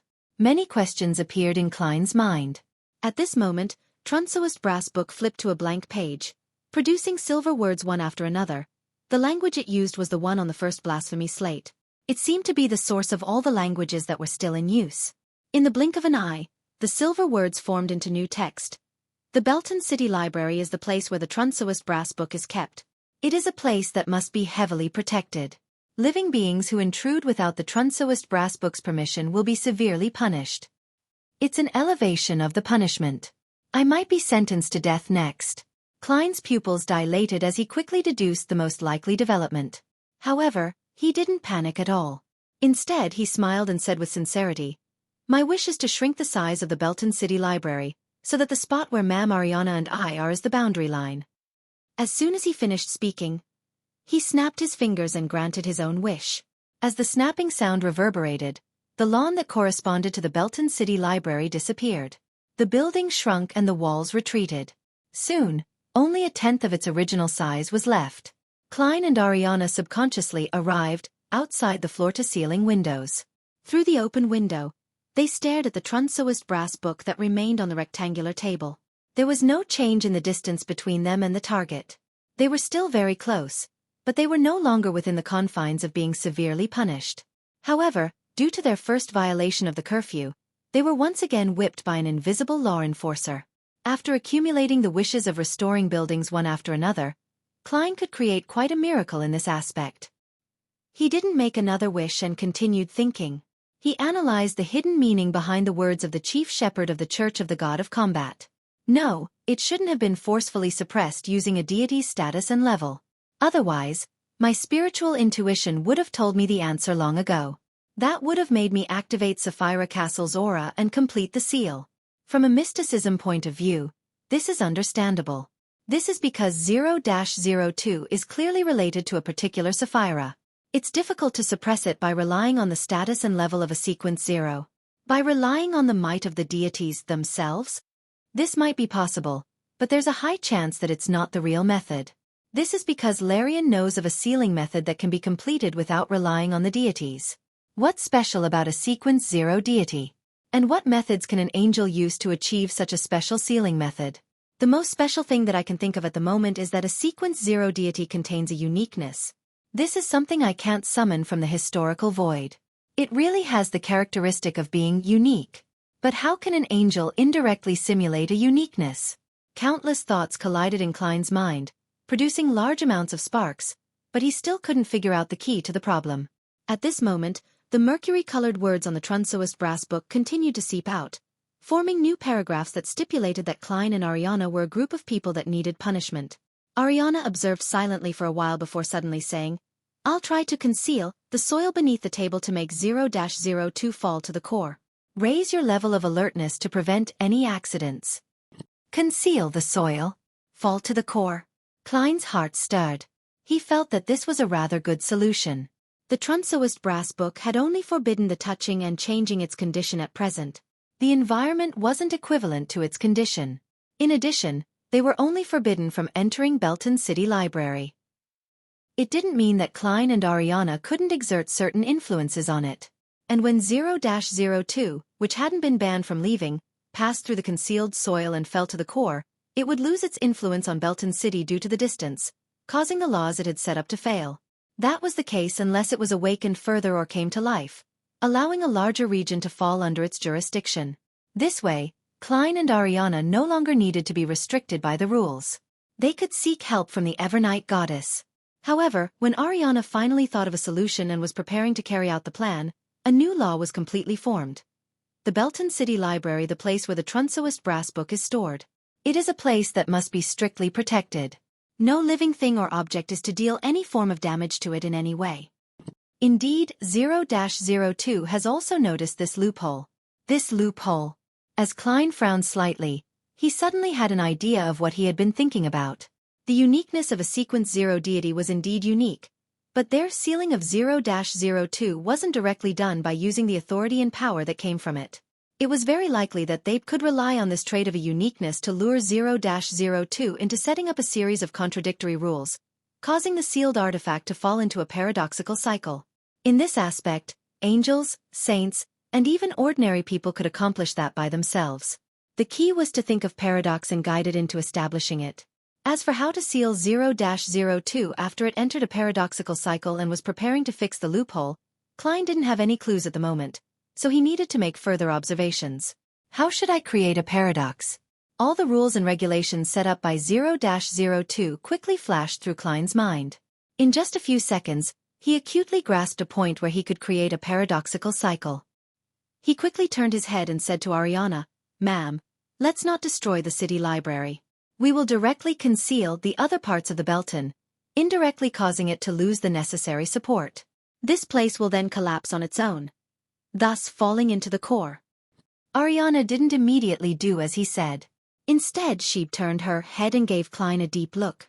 "This will cause the deaths of many civilians. We have to make a choice between the lesser of two evils," Klein said seriously. Ariana didn't respond and fell silent. It was as though she was in an intense mental struggle or making the appropriate preparations. At this moment, the two brass pages that had just written the two articles quickly created more new rules. Belton is the city where the Trunsoist brass book is located, a true holy land in all senses of the phrase. No living thing or object is to deal any form of damage to it in any way. Upon seeing this text, Klein wasn't disappointed. Instead, he smiled. With a snap, he snapped his fingers, causing scarlet flames to surge out of his pocket and quickly drown him. In just 2 to 3 seconds, a stream of flames descended from the sky. Klein jumped out and carried a person. That was one of the 4 Beyonders he had saved previously. He was the Belton local, Biles.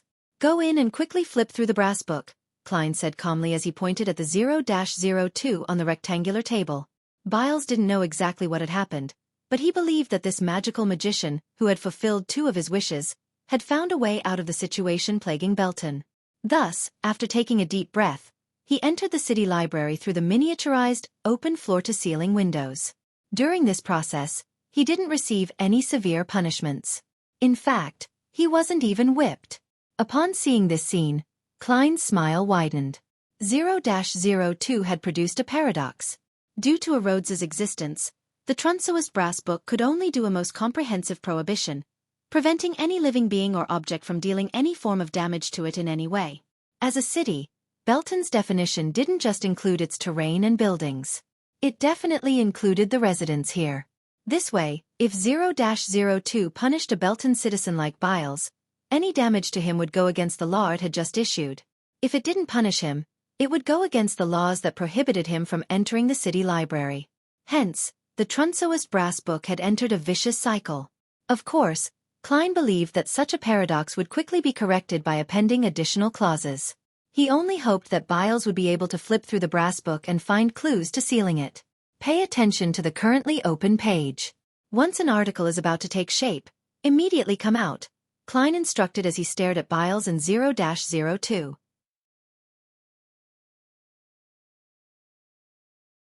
Chapter 1288 Key Intelligence. Although Biles had witnessed Phil's severed hand, Weber's hanging, and Mr. Magician's palm fused from worms, and also had a certain understanding of the horrifying anomaly brought about by 0-02, his lacking level and experience made him unaware of the true horror behind this matter.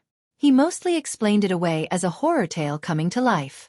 Therefore, despite feeling afraid, he mustered up his courage and quickly approached the rectangular table under the watch of the magical magician and grounded angel. Of course, him being from the sailor pathway was partly responsible. Within 2 or 3 steps, Biles had reached a spot where he could touch the brass book. Without thinking, he reached out his right palm and grabbed the brass pages on 0-02 and quickly flipped them. During this process, the back of Biles's hand held up the brass page, which hadn't completely been filled, to prevent it from being blocked, so as to allow him, Mr. Magician, and Ma'am Angel to observe the changes on it and react in advance. Amidst the flipping sounds, this sailor saw the line that touching the Trunsoist brass book would result in the death sentence. He was first alarmed before he was filled with a strong sense of puzzlement about his current state. However, this didn't affect his action of flipping the pages forward. Klein's eyes reflected the different brass pages, and each page had different rules. The projections of these brass pages didn't appear by making lines disappear and having new ones substitute them. Instead, they appeared side by side and gradually increased in number. In the end, Klein's eyes reflected a different number of brass pages in them.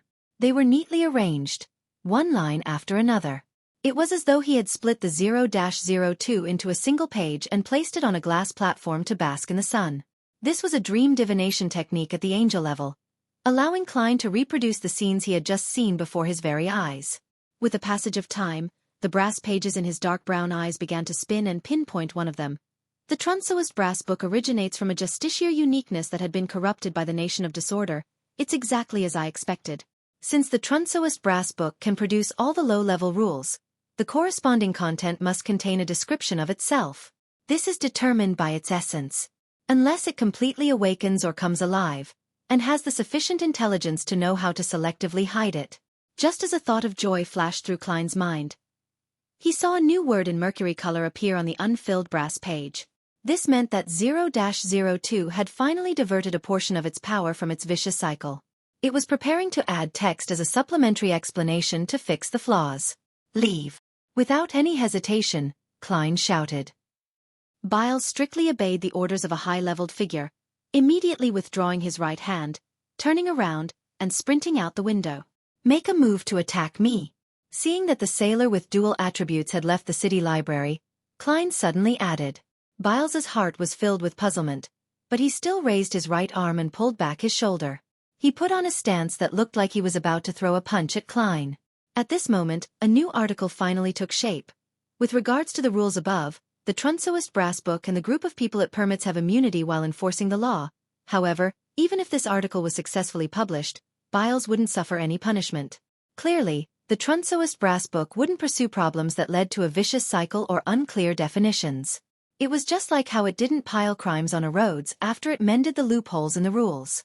By the same logic, Biles, who had truly come into contact with 0-02, didn't suffer any contamination from a Sapphira. Before the supplementary clauses were published, Biles was a part of the Belton. He couldn't be damaged in any sense, so he couldn't be corrupted. But with the additional clause, he wouldn't be retroactively punished for his previous actions. In fact, after Biles left the city library, he had violated the curfew order as well, but Klein had already noticed a problem. It was that when the Belton citizens pursued foreigners while outside, they weren't restricted by the curfew. Therefore, he made Biles attack him in a manner to avoid the corresponding punishment.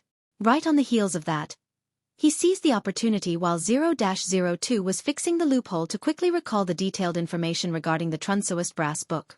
This book possesses a living characteristic, but most of the time, it's at a very low level. The first half of the book displays almost all the underlying rules, while the second half is blank. It needs to be filled in autonomously. Once there are no restrictions, it will naturally set up laws with certain biases for the surrounding areas and strictly enforce it. During this process, it will change and correct the rules based on the feedback. As the law gradually becomes stricter, his living characteristic will deepen. Once a law that can interfere with all aspects takes form, the Trunsoist brass book will completely come alive. It will possess true intelligence, and has the ability to modify the first half of the underlying rules to a certain extent. The exact extent that it can reach is as follows. If there are contradictions in the laws that can't be corrected, or if the pages are all filled without being able to form a sufficiently airtight system of rules, the Trunsoist brass book will produce a new line at the boundary between the first and second half. All the following rules are ineffective. After this line takes form, the rules in the second half will disappear and the pages will return to a blank slate. After the second half is completely blank, the clause "all the following rules are ineffective" will be erased, and the Trunsoist brass book will repeat its previous actions until there is a set of laws that covers all aspects. The rules that it creates have to be publicized or informed to the masses before having them take effect. When there's no clear rule for a particular action, whether it's against the common knowledge of the surrounding living beings, Trunsoist brass book hates distorted and ugly rules. It hates having loopholes found. What a detailed description. There should be a method to seal 0-02 in all of this. Klein's thoughts raced as he attempted to find information that he could use from every line of text. At this moment, the leader of the ascetics, Ariana, whispered, "Think of a way to fill the pages behind 0-02, without making it airtight enough." That's right. In that case, the Trunsoist brass book will declare that all the following rules are ineffective. It'll redo it again. When that happens, its restrictions on the surroundings will temporarily vanish, allowing us to have the chance to touch it, take it away, or directly pray to a deity. But, how should we go about doing this? The Trunsoist brass book hates distorted and ugly rules. It hates having loopholes found. Klein's heart stirred as he had an idea. Without any hesitation, he stretched out his arms, as if he was hugging the air. In the next second, inside the building whose dimensions had shrunk to 1/10 of the original Belton City Library, a hall that was covered with deep black stone slabs with all kinds of scuffing descended into the real world. There were 8 black stone pillars erected in the hall, and metal poles hung from the high dome. At the bottom were candlesticks carved into different creatures, 41 on the left and 40 on the right. This was the Tudor Trunsoist United Empire's Hall of Consuls that Klein had seen before. At that time, both consuls were still Sequence 1 princes of abolition of the Black Emperor pathway, so this place was filled with distortions. It didn't match the normal circumstances and didn't have any rules of aesthetics. Apart from that, when Klein summoned this historical scene, he also used his domain's ability to add the details of the fourth epoch which he knew. It made the order that stemmed from the Black Emperor become more and more detailed, as though it was corporeal. Pah! His wrists were severed as they landed on the ground. Blood spurted out from the wound, just like an ordinary person. This was the second time Klein had committed fraud. The 2 palms and fresh blood that gushed to the ground quickly separated into transparent maggots and sticky, nearly shapeless liquid. As the worms of spirit convulsed and died, Klein grimaced due to the pain as he made numerous worms crawl out from the stump to form new palms. At the same time, he tried his best to maintain the scene he had created through multiple summonings, not letting it dissipate. On the rectangular table, inside the book that had bound brass pages, many new lines of text appeared. All buildings and structures have to follow the golden ratio and principles of symmetry. Strange clothes are not permitted. The following crimes have the death penalty. The Trunsoist brass book flipped through the pages quickly as it targeted the laws that stemmed from a Black Emperor. The further it went, the faster the new text appeared. There were no more pauses that lasted nearly a minute. Inside the hall, the candlesticks that fell from the ceiling broke and disappeared. Then, the other parts of the hall experienced various changes, wiping away the original details of the order one by one. Finally, the hall could no longer be maintained. It collapsed and returned to the historical void. At that moment, the Trunsoist brass book had already flipped to the last 2 pages. It was spread out there without any movement. With the last page filled with text and no longer able to form a tight system of rules with what 0-02 had previously set, Klein silently exhaled and relaxed a little. He felt that his spirituality was almost depleted.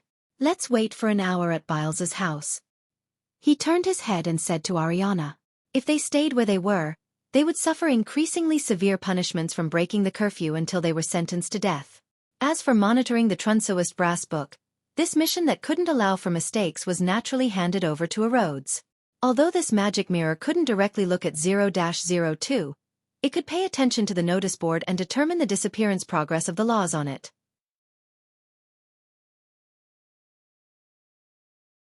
Chapter 1289 Fooling. After returning to Byles's house, Klein pulled a chair over and sat down without waiting for Roy and company to make inquiries. He made a rather pious wish. I wish for my spirituality to be restored. With that said, he raised his right hand, snapped his fingers, and granted his own wish, thus allowing his spirituality to return to its normal state. Right on the heels of that, he extended his left palm, preparing to end the maintenance of the historical projection of the curtain before summoning a new one, so as to continue sealing off the spirit world area corresponding to Belton City. This prevented the Church of the God of Combat's chief shepherd, Larian, from escaping. There's no need to do so. There's always a next time. At that moment, Ariana slowly shook her head, indicating that Klein no longer needed to summon the curtain that originated from the dark demonic wolf. There was a limit to the power of wishes. A miracle invoker couldn't satisfy the same wish in a short period of time, which meant that, within the next 1 or 2 hours, Klein couldn't recover his spirituality by granting his own wishes. Of course, to a qualified seer pathway angel, this limitation was something that could be avoided. For example, he could get Pasha, Roy, Byles, and Ariana to take turns to wish for Klein to regain his spirituality before granting their wishes as a miracle invoker. However, the problem was that, even if he could recover his spirituality that many times, he wouldn't be able to maintain the curtain, which was at the level of a sequence 1 for more than an hour. Furthermore, he needed to wait an hour before 0-02 erased all the previous rules and rewrote them. After some deliberation, Klein nodded slightly and replied with a smile. Let's give it a try first. After all, we're rather free right now. I'll give up after my last spirituality recovery attempt. Yes, this will purely depend on the chief shepherd's luck.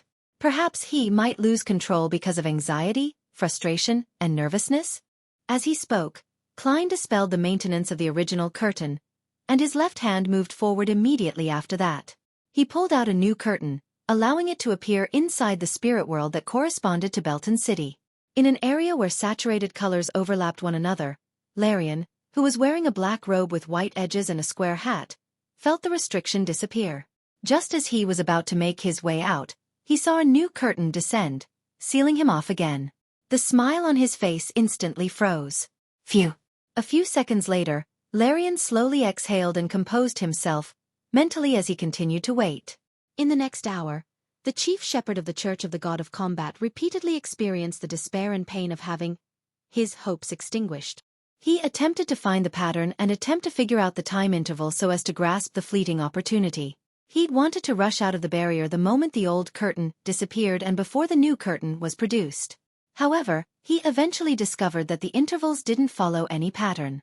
The person stopping him didn't restore the barrier only when his spirituality was about to be depleted. At times, the other party would recreate the barrier far ahead of time. If it wasn't for the fact that Phasacian citizens weren't forced to change faiths from the God of Combat, and that the decree that Larian was considered a traitor hadn't been widely spread, this grounded angel might have already lost control on the spot. As time passed, Larian once again sensed the collapse of the old curtain. However, this time, there was no new curtain. He has finally reached his limit. Larian was delighted. Without any hesitation, he rushed out of the collapsing nascent divine kingdom. In the next moment he saw a woman holding 4 blonde red-eyed heads, dressed in a complicated long dress, an unknown existence that was wrapped in bandages with yellowish-brown liquid covering the entire, and several strange but abnormally powerful spirit world creatures. The curtain that Klein had summoned the previous times were historical void projections that had been tainted with Sapphira Castle's aura. It naturally attracted objects sensitive to it. He wouldn't even be surprised if a Mon was among the group. The smile on Larian's face froze again. Belton City. In Byles's rental apartment. Klein suddenly raised his head and looked up into the sky. He muttered softly, "Impressive." Following that, he became silent again until the magic mirror emitted an aqueous light that reflected the notice board's current state. The rules on the paper disappeared in reverse order of their appearance. This meant that 0-02 was beginning to erase the rules that it had set up, and was preparing to redo everything. Once the curfew order was abolished, The highly focused Klein immediately pulled Ma'am Ariana and used Flaming Jump to appear outside the shrunken Belton City Library. As he looked over, he realized that, on the brass pages of 0-02, the speed at which the rules were being wiped clear had become very fast. In just a blink of an eye, the second half of the book was only left with a clause. All the following rules are ineffective. Following that, the clause disappeared as a new set of rules rapidly emerged without any gaps. The Trunsoist brass book is the most precious item. No living being is permitted to touch it.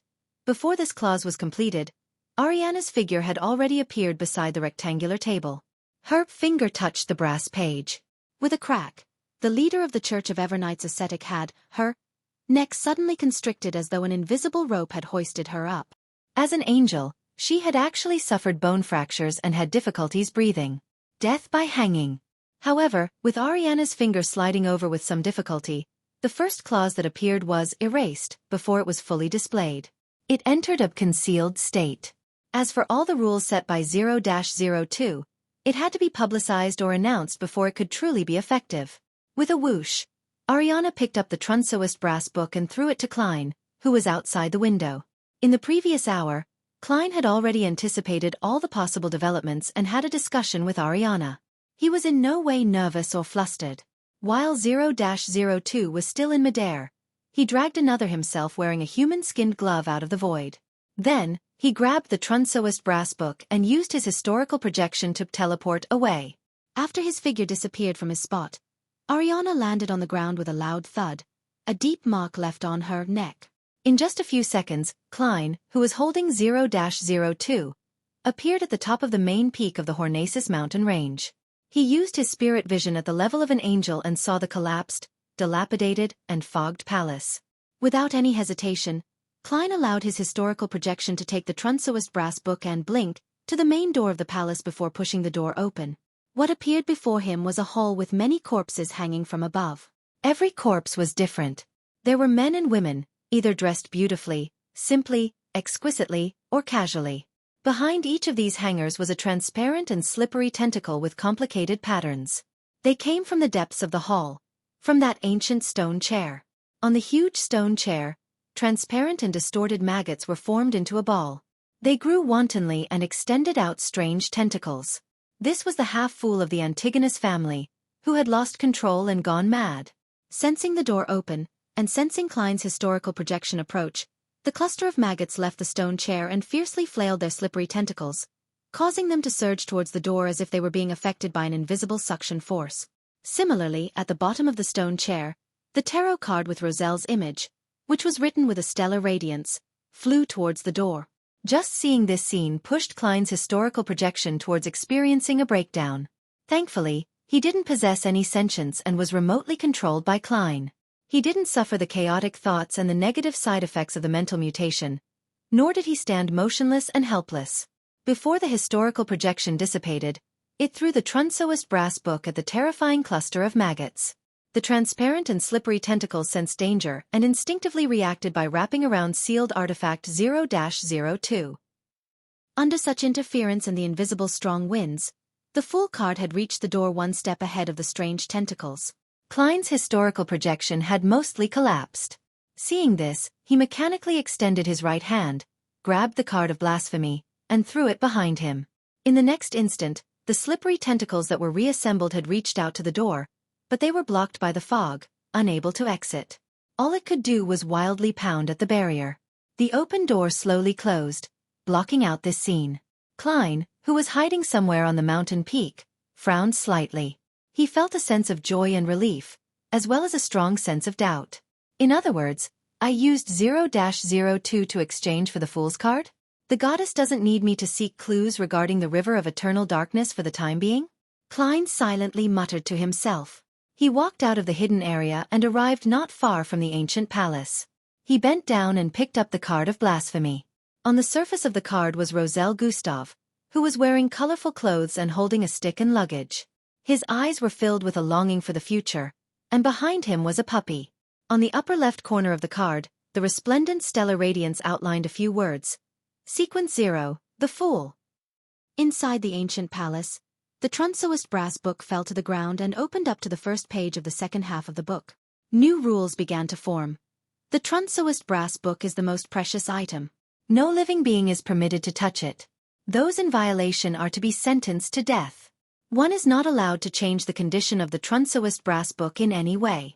Those in violation are to be sentenced to death. Just as the two rules just appeared, and before it could inform the owner here, a line of words suddenly appeared between the two halves of the book. All the following rules are ineffective. An hour later, the two rules were wiped out, and new rules were written. However, after just 2 lines, there was an additional clause in front of them. 0-02 seemed to have reached a blank slate that happened when the entire book was filled up. Again and again, the Trunsoist brass book fell into an endless cycle.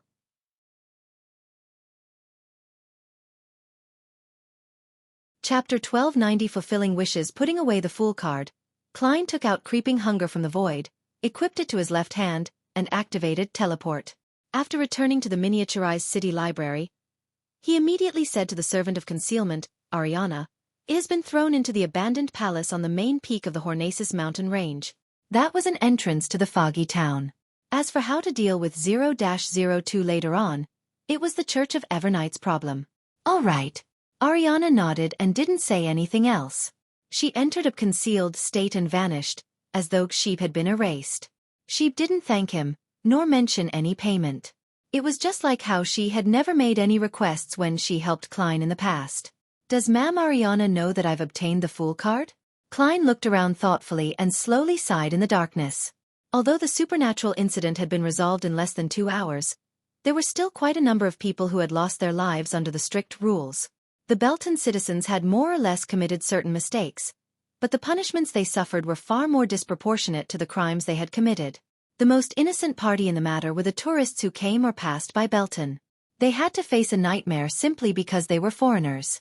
Klein had tried his best to do some things to protect many outsiders, including Roy and the others, but he was also limited in what he could do due to the restrictions he suffered.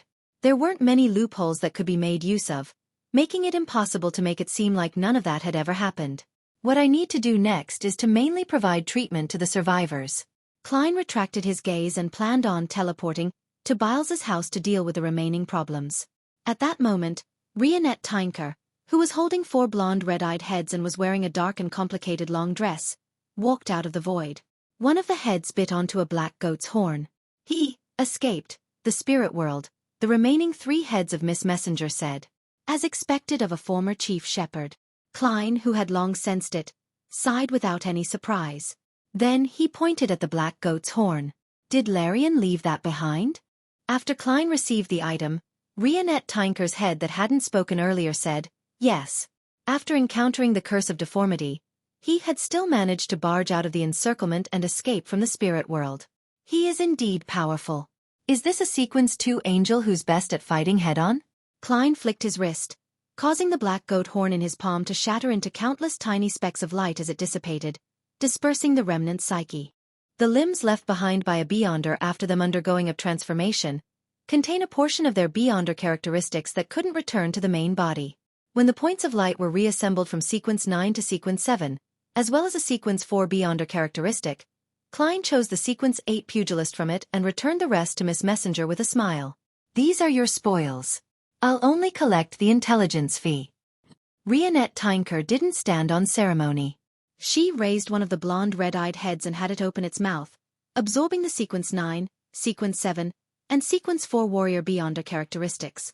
After watching Miss Messenger leave Belton, Klein teleported back to Biles's home and smiled at Roy and company. The problem has been resolved. You are no longer foreigners who have to be treated with animosity. The 4 Beyonders were just about to respond with heartfelt and relieved smiles when they saw the magical Mr. Magician invite a stranger from the air. It was an old man with a dark red bow tie. He wore a shirt, vest, formal suit, and blue striped trousers. His hair remained thick despite it being all white. His aura was warm and elegant. This was the marionette, Vin Rambus, whom Klein had once possessed. He planned on using this manipulator to seal away their memories of 0-02. Not being corrupted by a Sapphira didn't mean that Biles wouldn't encounter terrifying matters when he recollected the matter. As there was only one relevant period of memory for Biles, and he didn't know the truth of the matter, what Klein needed to do was rather simple. Therefore, he didn't seek Miss Justice's help. He planned on using his marionette's historical void projection to complete it. You didn't tell them about what happened in the city library, right? Klein got Vin Rambus to walk to his side as he asked Biles.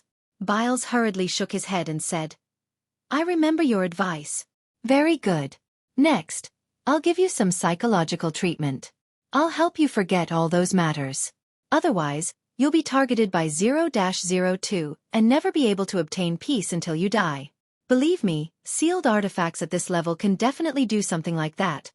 Even if it has been taken away, Klein explained his goal frankly. Biles's lips quivered as he said, all right. He chose to obey and believe.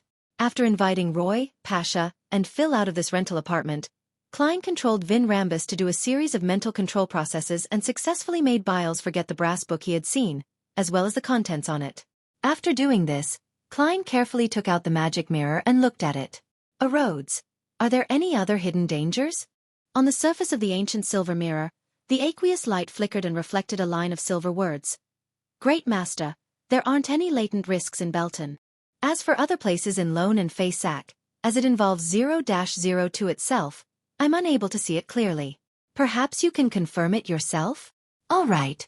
Klein nodded slightly, took out a gold coin, and softly chanted the corresponding divination statement.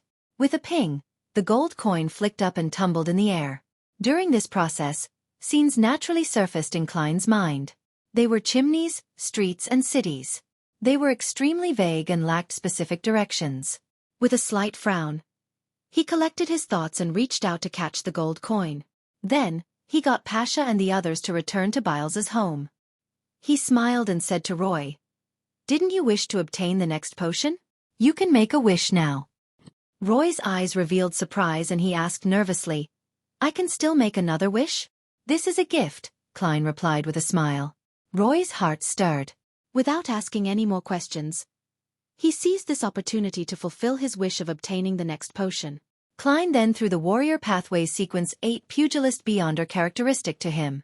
This is essentially a potion, but for safety, I suggest you search for the corresponding formula and find the correct supplementary ingredients. Your amazing feats are worthy of praise. Roy expressed his gratitude. His first potion had, in some sense, been a Warrior Beyonder characteristic that he devoured. As the apocalypse was approaching, along with his relatively low sequence and good luck, he didn't lose control on the spot. He didn't even have any serious psychological problems. After that, he gradually came into contact with other Beyonders and came into contact with true mysticism. Only then did he learn how dangerous his actions were, and he didn't dare make a similar attempt again. Faced with Roy's praise, Klein looked around and smiled. Next, follow me out of Belton. This doesn't mean that there's still danger here, but I have to make use of this time to fulfill your wishes. One wish involved Roy hoping that Klein could help them leave the Belton, while the other wish involved Pasha's wish to have Klein protect them and allow them to leave Belton City alive. Although these two matters were meaningless under the present situation, to Klein, he had to fulfill the wish even if there was no point in doing it. I'm just a heartless wish-granting machine. Klein lampooned himself as he smiled at Biles and company. Pasha and the others glanced at each other, not daring to raise any objections. Just like before, they held each other's hands. Then, Klein brought them to the outskirts of Belton with teleportation. The magic show has come to an end. It's time to say goodbye. Klein took off his hat and bowed. He tried his best to make himself a true wandering magician. This was a habit of his acting.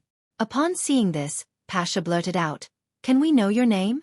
Klein smiled and said, I have too many names. Different people have different names for me. You can call me the Miracle Magician, Merlin Hermes. Mr. Hermes, are you a believer of the Evernight Goddess? Roy asked after some hesitation. For a moment, Klein didn't know how to answer. He really wanted to say that he once was, but not anymore. After some consideration, he decided to act as an attendant of mysteries in advance. He immediately restrained his smile and solemnly said, The one I serve is the Fool, the Lord of the Mysteries, the great ruler above the spirit world. If you wish to believe in this mighty existence, or wish to gain more of an understanding, you can go to the Sonia Sea's Rorsted Archipelago. The Lord's missionary, Danitz, is currently preaching there. Furthermore, the City of Silver definitely has all the potion formulas from the Warrior Pathway under Sequence 2. Klein silently added, but he didn't say it out loud. Roy nodded slightly and said, "It's my first time knowing of such a mighty existence in this world. Your miraculous nature has shown his brilliance."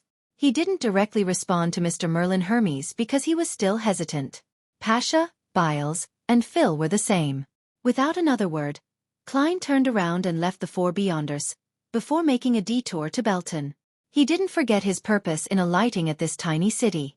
He planned on immediately finding a room to study the Fool card above the grey fog. In a city in mid-Seashire, at a particular library, a young law researcher took out a book from the bookshelf and walked to a table by the window and sat down. As he carefully read through the book, he realized that there was a page of yellowish-brown paper in it. "What is this?" The young law researcher muttered to himself in confusion and reached out to pull out the paper. After confirming that it was written in ancient Fey Sac, the content was rather rare. In the fourth epoch, there was a book named the Trunsoist Brass Book.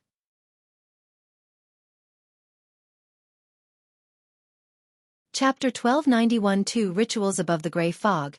In the ancient palace, Klein's figure appeared. At that moment, on the high-backed chair belonging to the Fool sat a person shrouded in grayish-white fog. As Klein returned to Sapphira Castle, this person instantly disintegrated, turning into transparent and distorted worms of spirit that flew to Klein and entered his body. Thankfully, the restrictions placed by 0-02 only involved no leaking of secrets or returning. I didn't have my connection with the worms of spirit that were guarding Sapphira Castle severed. Otherwise, they would have already lost control and become monsters. Klein sighed inwardly as he sat at the seat belonging to the Fool and picked up the Fool card he had previously sacrificed to himself. As the card of blasphemy had already been activated, there was no need for him to seek out any additional incantations. All he needed to do was inject spirituality into it to see the corresponding changes. The Fool card quickly transformed into a miniature, illusory book. With Klein's guidance, it kept flipping back until it reached the last 2 pages. Sequence 1. Attendant of Mysteries. This is an angel who serves the profound mysteries. He has gained initial control of the corresponding domain's authorities. He can summon spirit body threads of objects that originally existed. He can combine many physical objects or abstract concepts together. The potion formula is as follows. Main ingredients. 1 Attendant of Mysteries Beyonder characteristic. Supplementary ingredients. 9 Spirit World specialties. Advancement ritual. Build a town consisting only of marionettes, and design a trajectory of fate for every marionette. By letting them interact with each other, they would act as a sufficiently real-life painting and create a corresponding area in the spirit world. The larger the town, the more the marionettes involved, the more detailed the daily lives are, and the more realistic and extensiveness the different fates are, the better the ritual's effects would be. Sequence 0. The Fool. This is a true deity. In a sense, he is an embodiment of the corresponding authorities. He is adept at using all kinds of methods to fool all things, showcasing all kinds of fascinating miracles. The potion formula is as follows. Main ingredients. The uniqueness of the Fool. 2 Attendant of Mysteries Beyonder characteristics apart from one's characteristic. Supplementary ingredients. Control at least a quarter of the fog of history. Advancement ritual. Full-time, history, or fate once. As he read, Klein slowly frowned and silently muttered to himself. Compared to the advancement ritual of Attendant of Mysteries, the Fool's ritual is just too abstract. What does it mean to full-time, history, or fate? How does one decide if it's successful? Controlling at least a quarter of the fog of history is relatively simple for me. On the one hand, I know a lot of ancient secrets and have lit up many historical fragments. On the other hand, I can directly influence the fog of history through Sapphira Castle. I'll put the Fool's matter aside for now. Currently, my focus is on Attendant of Mysteries. You have to walk one step at a time before running is possible. Of course some lucky ones can fly directly. It's very easy to find the 9 specialties in the spirit world. Be it to get Miss Messenger to help, or to seek the 7 Lights' advice, this isn't a problem. The advancement ritual is very close to the environment around Zeratul and the Antigonus family's ancestor. Furthermore, it matches what the 7 Lights said about having a close connection with the spirit world. I can determine it to be true for now. With this in mind, Klein took off the topaz pendant wrapped around his left wrist and used divination to confirm the authenticity of the Attendant of Mysteries potion formula. It wasn't that he didn't believe in Emperor Roselle, but his fellow countrymen had likely been influenced by Mr. Dorr before he created the cards of blasphemy. He had gone to the moon and suffered the corruption and contamination of the mother goddess of depravity, thus resulting in distorted memories. It was precisely because of this that it was highly possible that Roselle had buried some traps in the key areas of the cards of blasphemy in his final days. In this aspect, Klein had always been cautious and careful. Speaking of the primordial moon's true form, the most powerful Great Old One, the mother goddess of depravity, could it be that the emperor had unknowingly been tainted based on her title? On the moon, perhaps there are many younger brothers and sisters that Bernadette has never met before. Of course, it's unlikely that there are gender differences. The marionettes needed for the Attendant of Mysteries ritual can be obtained from the forsaken land of the gods. The copious number of monsters there is a good thing. Furthermore, I've accumulated quite a few of them previously. As Klein's thoughts wandered, he turned his head to look at the other side of the ancient palace and made the grayish-white fog beside the junk pile dissipate. As the fog receded, rows of brownish-yellow seats appeared, each of which sat a figure. Those figures were either giants covered in silver armor, humans with deformed facial features and linen clothes, and large chunks of flesh overgrown with eyes. They sat quietly in their rows of seats, their eyes glazed over and indifferent as they stared in the direction of the long mottled table. These were all marionettes that Klein had gathered in the forsaken land of the gods. Every time he needed to switch location, and it wasn't convenient for him to carry too many with him, he would sacrifice a batch of them above the gray fog. Of course, this had nothing to do with environmental protection. Instead, it was what had happened to the foggy town and the scene displayed by Zeratul. It made Klein instinctively believe that there was a high chance that a particular ritual would require many marionettes. Therefore, he had always been very frugal in this aspect. As for why he didn't hang these marionettes up, and had made them sit in rows in a conjured theater as members of the audience, this was because Klein felt that the actions of the Antigonus family's ancestor and Zeratul were a little perverse. He had tried to imitate and mimic them, but the goal was for acting. Now, he didn't need it anymore. But how can such a marionette city produce corresponding spirit world information? The spirit world is a gathering of the past, present, and future information, but it doesn't directly include such fake objects. Generated from what others know? Every living being's actions and words would be reflected in the spirit world in an abstract manner, becoming the source of divination. When their actions, words, and certain intense feelings are clearly built into a marionette city, the city's spirit world projection would appear, turning into a true existence. The interactions involved in this are linked to the more profound secrets of the spirit world. Klein closed the Fool card in thought and played with it. As he had already reached the angel level, he had a certain understanding regarding the creation of the cards of blasphemy. Back then, not only was Roselle able to draw powers from knowledge, but he could also give actual powers to abstract knowledge. As for what kind of material the Emperor used to create it, and how he accomplished the effects of anti-divination and anti-prophecy at the level of deities, Klein was unable to figure it out. After some thought, Klein tried to accommodate the Fool card in his body. His condition immediately changed. His body was covered with colorful clothes, and there was an extremely gorgeous piece of headwear on his head. His aura was deep and terrifying, but it gave off a comical, ridiculous, ludicrous feeling. It was a condition filled with a strange conflict. The space attached to Sapphira Castle gently swayed, as though it wanted to surrender to the feet of this indescribable deity. My level has been enhanced a little. There aren't any substantial changes. After all, I'm already the owner of Sapphira Castle. Heh, it's like I have a fashionable costume that can accentuate my aura. Klein shook his head and said a few self-deprecating words. At the same time, a transparent and distorted worm of spirit crawled out from his body, forming a figure that was identical to him. After splitting off a worm of spirit of himself that could respond to prayers at any moment, Klein returned to the real world and strolled around Belton City. He used the method of granting wishes to treat the injuries of people, and he learned about the war from them. Dogs hit. Danitz couldn't help but curse when he heard the crew's report. They actually finished the whale oil? Why didn't you stop them? As they passed by the Gargas archipelago, Danitz and his crew bought a batch of whale oil that hadn't been refined. They planned on bringing it back to Byam and selling it at a high price. Who would have expected that a portion of it had been secretly eaten by the City of Silver's half-giants? The crew member glanced at the oracle and whispered, "They don't understand what we're talking about." "We don't understand what they're talking about either. Only the shortest one can communicate, but it doesn't mean we can find him at any time. He always cogitates in places where the sun shines, changing positions every time." Danitz subconsciously sneered. This is what happens to illiterates. If you could grasp all sorts of languages like ancient Faesak, Jotun, and Elvish like me, something like that wouldn't have happened. Of course, linguistic talent is related to intelligence. You don't have to force yourself. The crewman carefully looked at Danitz again. Oracle, they ate the portion of whale oil you bought. Dogs hit. Danitz's reaction was faster than his thoughts as he rushed towards the cabin. After a period of chaos, Danitz received compensation with a Sequence 8 Beyonder characteristic. He didn't know if he had profited or suffered a loss. After all, the dirty bodily fluids left on the characteristic made him feel disgusted and nauseous. By the time the ship returned to peace, City of Generosity, Byam, was already in front of the City of Silver's reconnaissance team. Derek led Lievel, Candace, and the others to the deck and looked at the destination of their journey. Although they had passed by many ports, they had never been allowed to alight from the ship.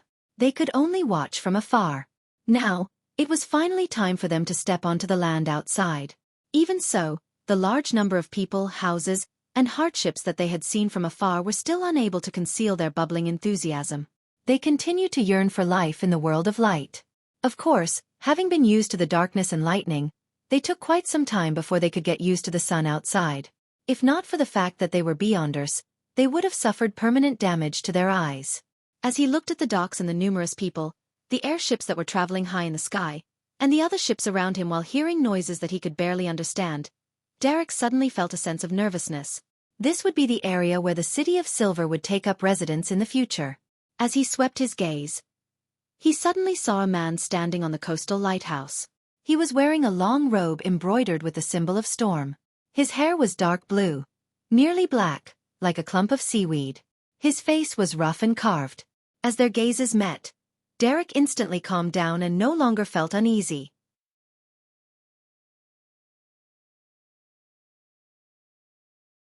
Chapter 1292. Entering Byam for the first time after the huge ship belonging to the Resistance docked, all of the City of Silver citizens changed into round-neck shirts, brown jackets, pantaloons, and dark-colored caps before following Oracle Danitz down the ship. They prepared to pass through the dock to enter the City of Generosity Byam. Those clothes had been prepared beforehand. It's really uncomfortable wearing this. It's not suitable for battle. As he walked, Lievel moved his limbs and whispered to Elder Derek. Derek nodded slightly and said, "But it's better to hide ourselves and not be too eye-catching. We don't want to become the focus of attention." Derek's analysis wasn't a problem at all. After all, they were outsiders and they only numbered 21 people. It was best if they didn't attract the attention of others, but he seemed to have forgotten a crucial detail. But they're all looking at us." Candace quickly surveyed the area and whispered. The workers who were dressed crudely or half-naked at the pier all looked over at the tourists who wore all kinds of get-ups. They're tall. A Byam resident with bronze skin and slightly curly hair could not help but sigh. His height was only around 160. This was the height of all the male commoners in the current colonial era. As for the people of the City of Silver, other than Derek, who was only slightly over 2 meters tall, the rest were on average above 2.3 meters. The tallest of them exceeded 2.5 meters.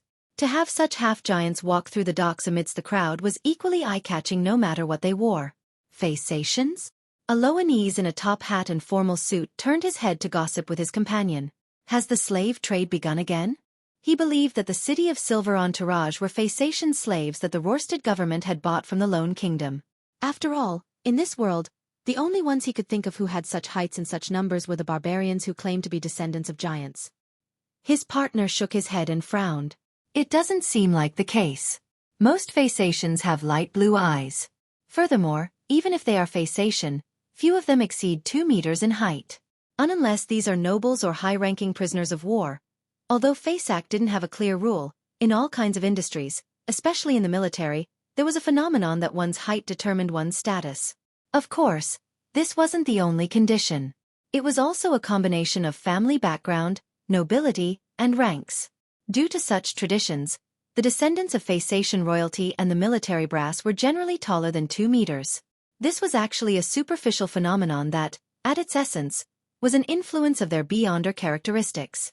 Those who became one of the brass of the Faceac military were either nobles or at least Sequence 5. And for the latter, due to the repeated influence of the giant pathways potions, their height would definitely reach the standard height. Those who chose the Red Priest pathway would also have a certain increase in height. However, the signs weren't as obvious in their early stages as those from the giant pathway, and the total increase in height was only a few centimeters. They had to become a demigod to experience a qualitative change. 4 noble descendants, their ancestors were more or less giants, or had marital alliances with giants. Regardless of whether they inherited the Beyonder characteristics, the corresponding genes accumulated over generations would definitely allow their normal height to exceed 2 meters. Among them, families who were still in control of a portion of the giant pathway's potion formulas, and those who had a certain heritage, tend to be in the same situation as the residents of the City of Silver. The royal family in charge of the Red Priest pathway maintained the heights of their descendants through marital alliances. The residents of the City of Silver, who were being scrutinized by numerous gazes, felt increasingly uneasy. It was as if they had returned to the cursed land where they were being watched by monsters as they walked in the dark. Derek was very calm and composed. He looked around and said to the members of the reconnaissance team, "They don't have any ill intentions." After confirming that Mr. Hanged Man was in this city and how he knew that he had arrived, Derek no longer felt isolated and helpless. It wasn't that he didn't trust the messenger that Mr. Fool had appointed, but that he believed that he didn't want to trouble a god as much as possible in his daily life. The best thing to do was resolve problems himself. And when it came to dealing with his own problems, Derek was ultimately unfamiliar with the outside world, so he wasn't too confident. At this moment, to have an experienced, trustable, extremely intelligent native with a meticulous mind help him would definitely be the best option. Of course, Derek also knew that Mr. Hanged Man wouldn't make any contact with him on the surface because he belonged to another faction. He wasn't a believer of Sea God, so if he acted too warmly over matters regarding the City of Silver, he was bound to be suspected. However, there will always be a proper reason and suitable opportunities to meet. Derek thought in anticipation. Amidst his thoughts, he and the members of the City of Silver's reconnaissance team followed Danitz out of the dock and arrived on the streets. Their vision suddenly broadened as they saw more people than before and heard all sorts of voices. To the people of the City of Silver, this was even more lively than the grandest harvest in their hometown. At a glance, there were countless people dressed in strange clothes with all kinds of unique characteristics. Some were in a hurry, others were strolling leisurely, and some were carrying large pieces of fruit. They used pipes to suck in the liquid, or held food that looked like the delicious pies on the ship, occasionally taking a bite. Apart from these, horse-like creatures that pulled carriages producing tinkling sounds, the metallic objects that moved extremely fast, and the smell of the various spices that filled the streets made people of the City of Silver feel like they had come to another world. And to them, this was indeed another world. Even though they were a little fearful and uneasy, and were not too used to such a scene, everyone could clearly feel the vibrancy of this scene. This was like the sunlight in one's soul, reflecting the sun in the sky. This is the place where we will live, battle, and reproduce in the future? Derek, Lievel, Candace, and the others subconsciously had similar thoughts. They felt a little uneasy but didn't reject any of it. Danitz looked at their faces which had been stunned silly by Byam's bustling scene in satisfaction as he inwardly muttered, "This is only Byam. If you were to go to Trier and Backlund, are you going to kneel down and kiss the ground?" This world-famous pirate controlled his urge to mock them, as he was now Mr. Fool's messenger. He couldn't ruin the image of a deity. After leading the City of Silver people to a rather luxurious hotel, Danitz gestured for the crew to handle the check-in as he spoke in fluent Jotun to his guests. "It's getting dark. We'll stay here for one night and leave the city tomorrow. The place where you will build your city has been arranged. It's on the other side of the forest. There's a natural harbor and a few roads that lead to Byam. Roads to this city. After that, we'll expand the main road and build a railway that leads to your city." Railway. Derek, who had studied during the tarot gathering, knew what it meant. He nodded gratefully and inwardly praised Mr. Fool once again. Danitz continued, "We've already helped you level the area, and left the space needed for some basic facilities such as water pipes and gas pipes. When you begin building houses, we'll send a team over to help with the matters. Also, the corresponding construction materials and temporary tents have been prepared for you. Thank Mr. Fool. There's also the help of the Church of the Lord of Storms in this matter. Otherwise, we wouldn't have been able to purchase so much material. However, they mainly did so to earn additional funds. The Rorsted new government hadn't been established for long, and its connections with the outside world weren't comprehensive enough.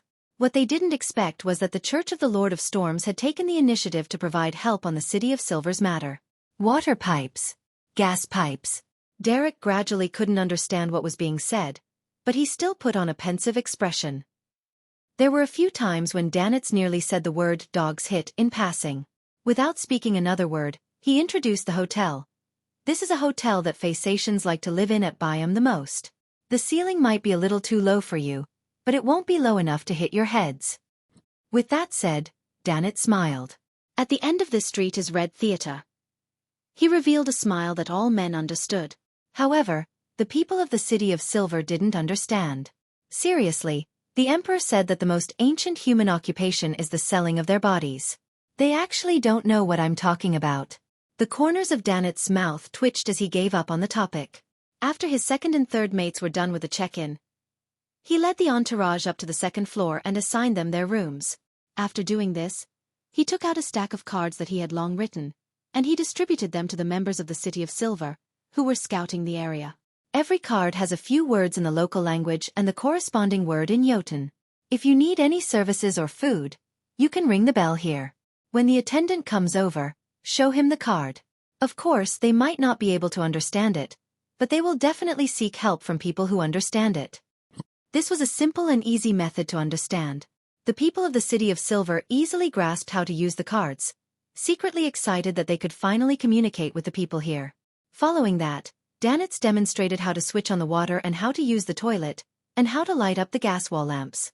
It made Derek, Lievel, and Candace feel like they had arrived at a divine kingdom.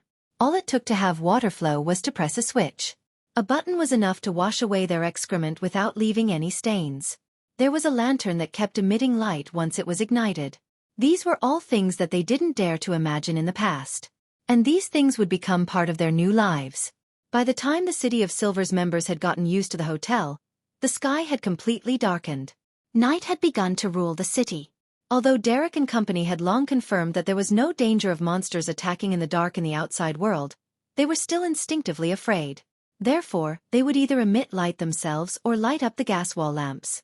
At that moment, they saw gas lamps lighting up one after another on the streets, the houses, both near and far, outside the glass windows. These lights dispersed the darkness in their respective areas. In the eyes of the people of the City of Silver, the bright and dim lights were like the galaxy landing on the ground at night.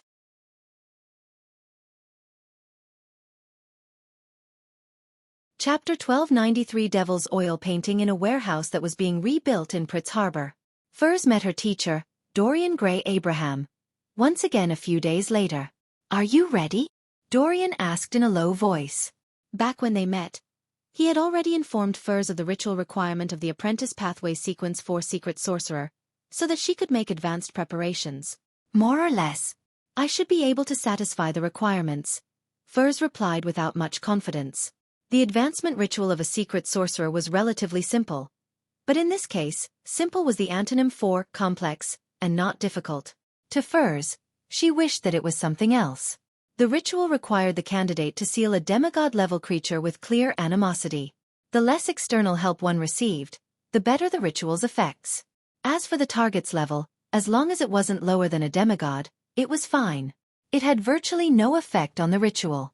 Upon hearing that, Dorian nodded and said, "That should be fine. That ritual is really difficult for a Sequence 5 Beyonder to complete it on their own. It's necessary to seek help at appropriate times, but you mustn't go overboard, such as exceeding the corresponding limitations. Otherwise, the ritual will definitely fail." The suggestion he had previously provided to Furs was to borrow a Grade 1 sealed artifact. It would be best if she didn't even hire a saint-level helper. Furs said vaguely, "I only plan on making a wish to Mr. Fool to increase the success rate of advancement after consuming the potion. This is closer to obtaining good luck when consuming the potion, rather than being blessed and protected while sealing the demigod creature. Other than that, I'll be using the painting that you mentioned." The painting wasn't a Grade 0 sealed artifact, the Scroll of God, but the Abraham family's Grade 1 sealed artifact. It was called Devil's Oil Painting. In the Fourth Epoch, when many members of the Abraham family had advanced to Sequence 4 Secret Sorcerer, they had created the oil painting to seal the corresponding demigod-level creatures. However, after being attacked by the Aurora Order and losing a lot of documents, Dorian Gray wasn't sure how many terrifying creatures were sealed in the Devil's Oil painting. He was only certain that there was definitely more than one sealed inside. His original plan was to release a demigod-level creature that was completely insane from the Devil's Oil painting, one that acted purely out of instinct. This could then be his student's ritual target. This made it much easier than dealing with a rational and intelligent saint. Furthermore, it was completely in line with the ritual's requirements. But he never expected Furs to directly borrow the Devil's Oil painting. Dorian frowned and reminded her, the Devil's Oil painting only has the effect of imprisonment and sealing. It doesn't have the ability to actively affect the target. In other words, you have to stuff a demigod-level creature into the Devil's Oil painting. Furs nodded, indicating that she knew this. Teacher, you mentioned that one's record ability isn't considered external help. Yes. Dorian Gray gave a definite answer. If her record powers were considered external help, almost no traveler could advance. After all, record was the core ability of the apprentice pathway before they became demigods. Once it was excluded, Furs would be left only with the means to flee, making it difficult for her to do anything to her enemies. In theory, that's the case. However, you can only record at most 5 demigod-level powers, Dorian said worriedly. Before he finished his sentence, he thought of Mr. Fool and his blessed and felt a little more at ease. If the powers are matched well, it isn't impossible for me to succeed. It's just a mad creature that's acting on instinct. Furs tried convincing both her teacher and herself. Dorian nodded indiscernibly and didn't say anything else. He immediately summoned his contracted creature, Malmouth, who loved music, and took out the secret sorcerer mane and supplementary ingredients. He then concocted a bottle of secret sorcerer potion for his student. If there's no way to complete the seal, there's no need to forcefully consume it. Even if the potion and glass bottle fuses together and turns into a sealed artifact, we can also pray to Mr. Fool to restore it to a beyond a characteristic. Dorian continued to warn her worriedly before handing the potion to Furs. Inside the glass bottle were layers of stellar radiance, as though the Milky Way in the sky had been sucked into the potion. All right. Furs nodded heavily, indicating that she wasn't worried that the potion would be wasted. She had made plans ahead of time. She would immediately teleport away once she realized she couldn't seal the released demigod-level creature before making a wish to Mr. Fool and getting him to resolve it. Dorian then took out an oil painting from his suitcase, which was filled with abstract images. It was an image that no one could understand. Just looking at it would make one feel dizzy and mentally weak. This was the Devil's Oil painting that had sealed countless terrifying creatures. If you can successfully advance, I only have one request. Dorian held the Devil's Oil painting and said solemnly to Furs, that is, on the night of the full moon, listen to what Mr. Dorr is saying and ask him the reasons for his actions. The members of the Abraham family still couldn't fully accept that the curse they had suffered from had stemmed from their ancestor. They felt that Mr. Dorr might not know the consequences of his plea for help. They wished to figure out the full truth. All right. Faced with her teacher's sincere request, Furs agreed without any hesitation. Following that, she took the Devil's Oil painting, teleported out of Pritz Harbor, and came to a vast desert where no humans lived. This way, even if an accident happened during the ritual, she had plenty of time to resolve it and not affect ordinary people. After checking the surroundings and preparing herself, Furs inserted the Devil's Oil painting into the ground. She then clasped her hands together and bowed her head to pray to Mr. Fool. She wished that he could increase her chances of advancing after consuming the potion. Without any pause, she saw the illusory grayish-white fog and knew that Mr. Fool had already responded. After stalling for a few seconds, Furs finally convinced herself. She took out the herbal powder she had prepared, and she scattered it on the Devil's Oil painting. Then, she recited the incantation to release the seal in Jotun. This was an incantation that only released one creature. Without a sound, the powder that was floating in the air landed on the oil painting and rapidly spun around a central point. As it spun, the surface of the oil painting turned illusory as if a deep vortex was forming. Suddenly, a bluish-black hand emerged from the vortex, one that showed signs of decay. It stretched out from the oil painting to the outside world. Furs's body suddenly turned cold as though she had fallen into a frozen lake. While clearing up her mind, it also made her seem to lose control of her body. No matter how hard she tried, she was unable to move her limbs. At that moment, Furs seemed to return to her past state of writing books at night and sleeping during the day. At that time, she often felt that she had woken up, but she couldn't move at all. It was as though she was being pressed down by an invisible creature. Although the terrifying creature in the devil's oil painting had yet to fully escape, its influence on the outside world with its godhood made Furs lose most of her ability to resist. Once it fully escapes from the oil painting, Furs would even lose control merely from looking at it directly. The difference between the two in their lives' natural order was unimaginable in certain aspects. Gradually, Furs's consciousness blurred a little, having a nagging feeling that she was already lucid. She raised her arm and moved her feet, but on second thought, she realized that it was only her imagination. As her body turned colder, the feeling of being pressed down by an invisible creature became more obvious. Fortunately, she had a bunch of demigods providing her information, allowing her to close her eyes in time. She didn't look at the devil's oil painting. Otherwise, the consequences would be dire. Using cogitation to maintain a certain level of clarity, Furs began counting down. According to Mr. World's warning, she knew that the terrifying creature would need 5 seconds to completely escape the devil's oil painting. 4, 3, 2.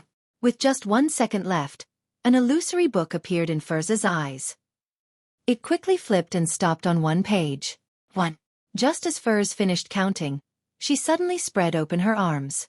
Around her, peach blossoms fell in a colorful resplendence. The bluish-black hand that was about to grab her neck moved away from her, and was blocked by the peach forest that was blooming with vegetation and flowers. It was separated by a mountain that was the forest's river source, making it only possible for it to enter through a small cave. This was a fairy tale magic Furs had, recorded from Mam Hermit. It was called Peach Blossom Source. It could create an isolation barrier from the outside world, making it very difficult for the outside world to connect to it. Seizing this opportunity, Furs, who barely managed to regain control of her body, took out a queen chess piece from Roselle's chest from a pocket and threw it at the source of the peach blossom scene, throwing it at the cave that penetrated through the flowing river. This was another fairy tale magic she had recorded, called the chessboard of time. Its effect was to slow the target's movements, as though it had entered a region in which time flowed slower. With a smack, the actions of the bluish-black palm that was trying hard to break through the peach blossom source changed from extending outwards to squirming. Furs didn't even look at the effects. She used an invisible hand to pick up the devil's oil painting that was stuck in the sand, and she held it right up to the cave. After 1 or 2 seconds, the bluish-black palm returned to normal. Its movements became extremely fast as it charged out of the peach blossom source and crashed into the oil painting. As the oil painting shook, the terrifying creature penetrated the surface and landed in it. Furs was delighted. Without any hesitation, she recited the incantation and closed the outer seal of the devil's oil painting. Thankfully, that demigod creature has already lost control. It's left with nothing but madness and lacks intelligence. I wonder if I will directly hear Mr. Door's shouts after consuming the potion. Still nervous, Furs took out the secret sorcerer potion bottle and poured it into her mouth.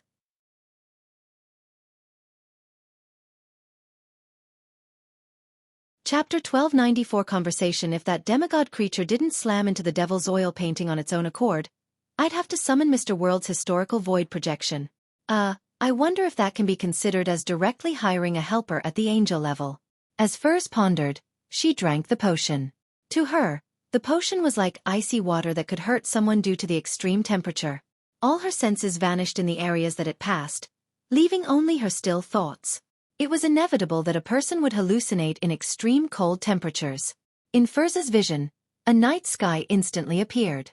It was dotted with countless stars that weaved together to form a dreamlike river. Furs's body began reflecting bits of stellar radiance as if they came from her own body. The tiny bits of pure stellar radiance formed an invisible connection with the different stars in the night sky.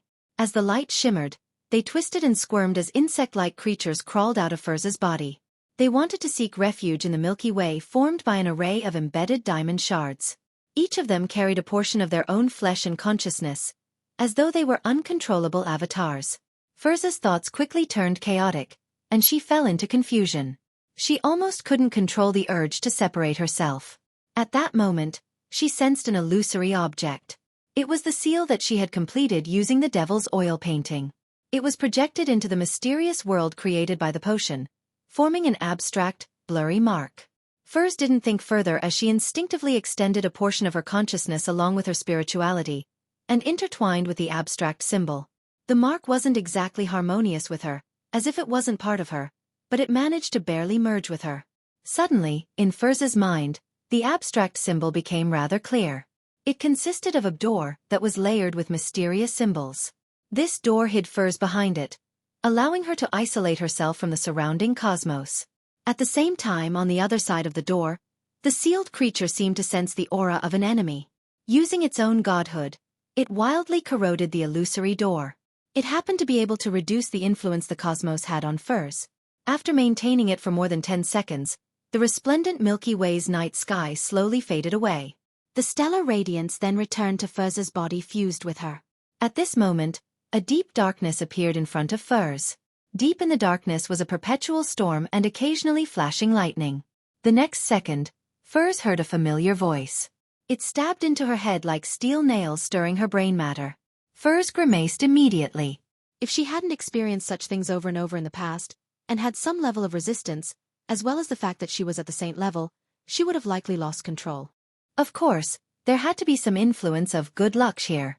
After a few seconds, she finally managed to calm herself down and hear what the voice was shouting by using cogitation.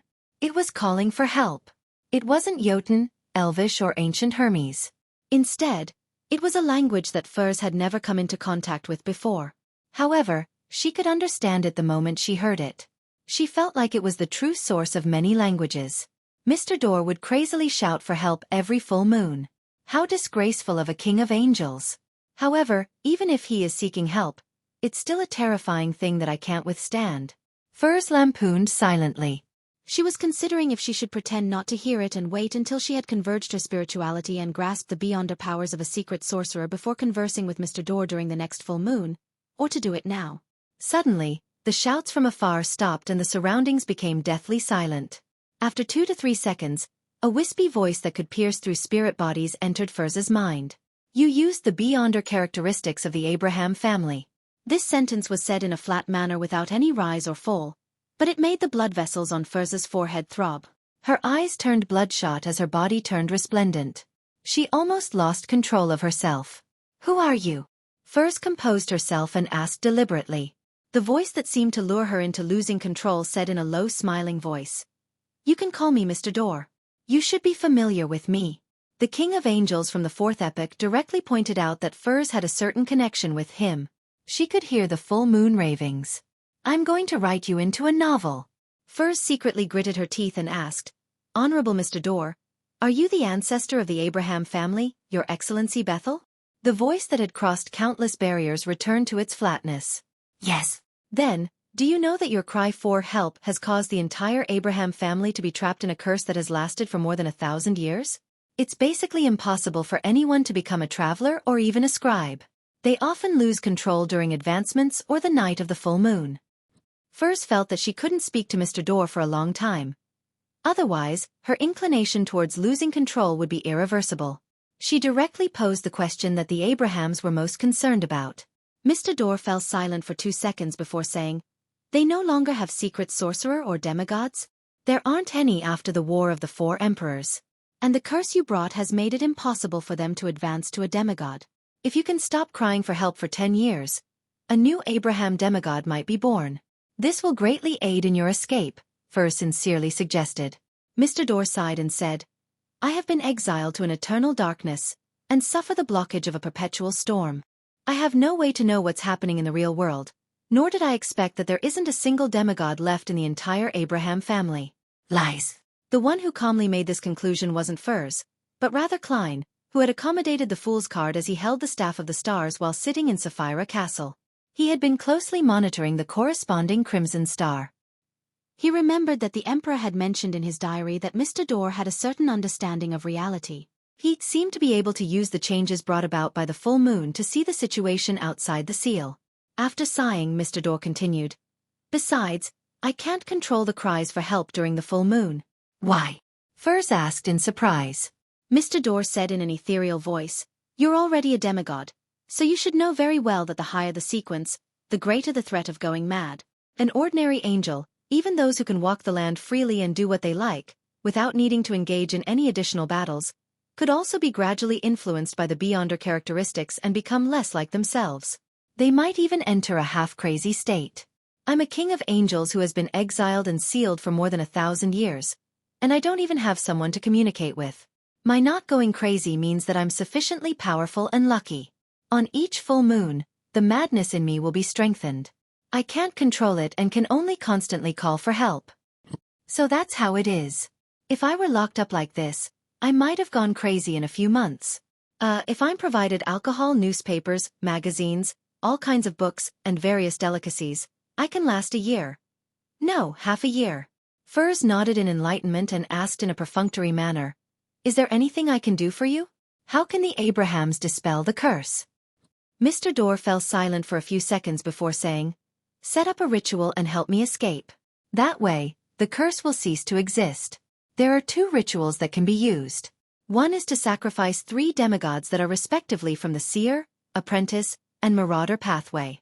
The other is to extract the blood of at least 99 beyonders from the Abraham family. Use it to draw such a symbol." "I'll tell them," Furs immediately replied. At the same time she added inwardly, "That's if Mr. Fool permits it." Mr. Dorr laughed and said, "If I can escape because of this, I will help you become an angel." His voice became more ethereal and weaker, as though he was slowly returning to his original state as Furs' advancement came to an end. About 2 to 3 seconds later, Furs couldn't hear the sounds that slowly pushed her onto the path of losing control. The deep darkness and horrifying storms in front of her also vanished.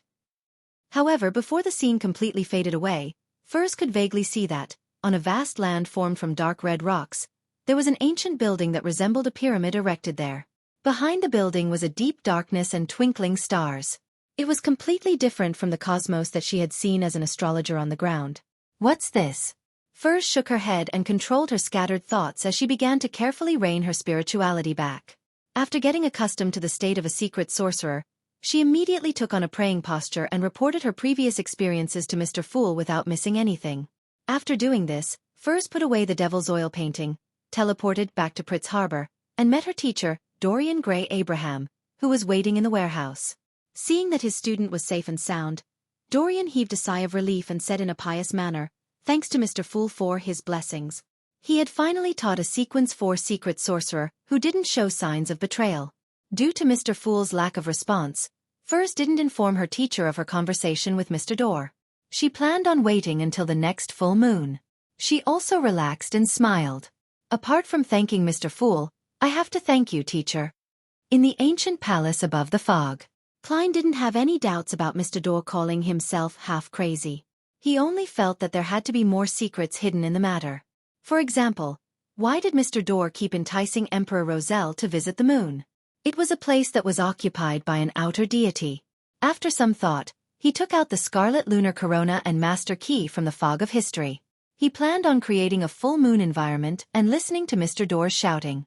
The effects of the combination had long been confirmed. Klein quickly heard the voice that seemed to pierce through his spirit body. The content of the shouting was, "Don't save me! Don't save me!"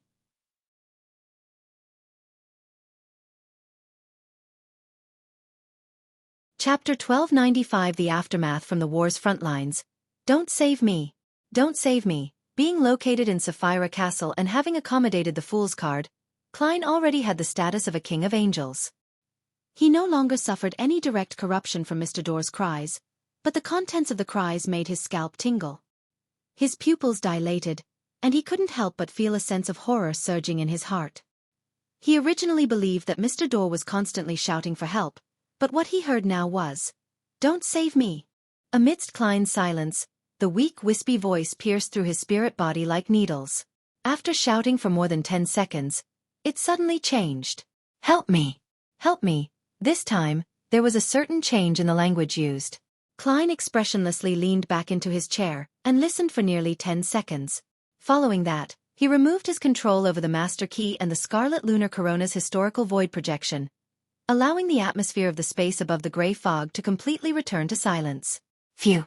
He exhaled as he tapped the edge of the long-modeled table out of habit and muttered to himself, "Mr. Dorr is indeed half mad, but the mad part isn't the him who is desperately screaming, but the him who appears calm, the one that's able to communicate with people rationally.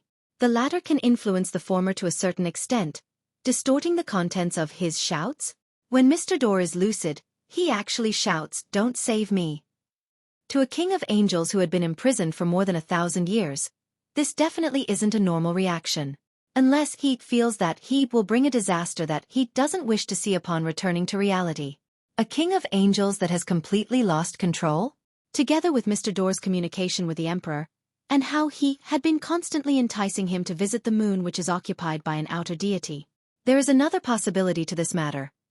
Mr. Door, who was exiled, lost the protection left behind by the original creator. He encountered the corruption of a particular outer deity and lost most of his rationality. His condition is only slightly better than the chained god. The apprentice pathway can wander the cosmos at sequence 3. Mr. Door's honorific name also includes the title of Guide of the Endless Cosmos. Does this mean that before this king of angels was exiled, he might have already made contact with outer deities and came under some influence?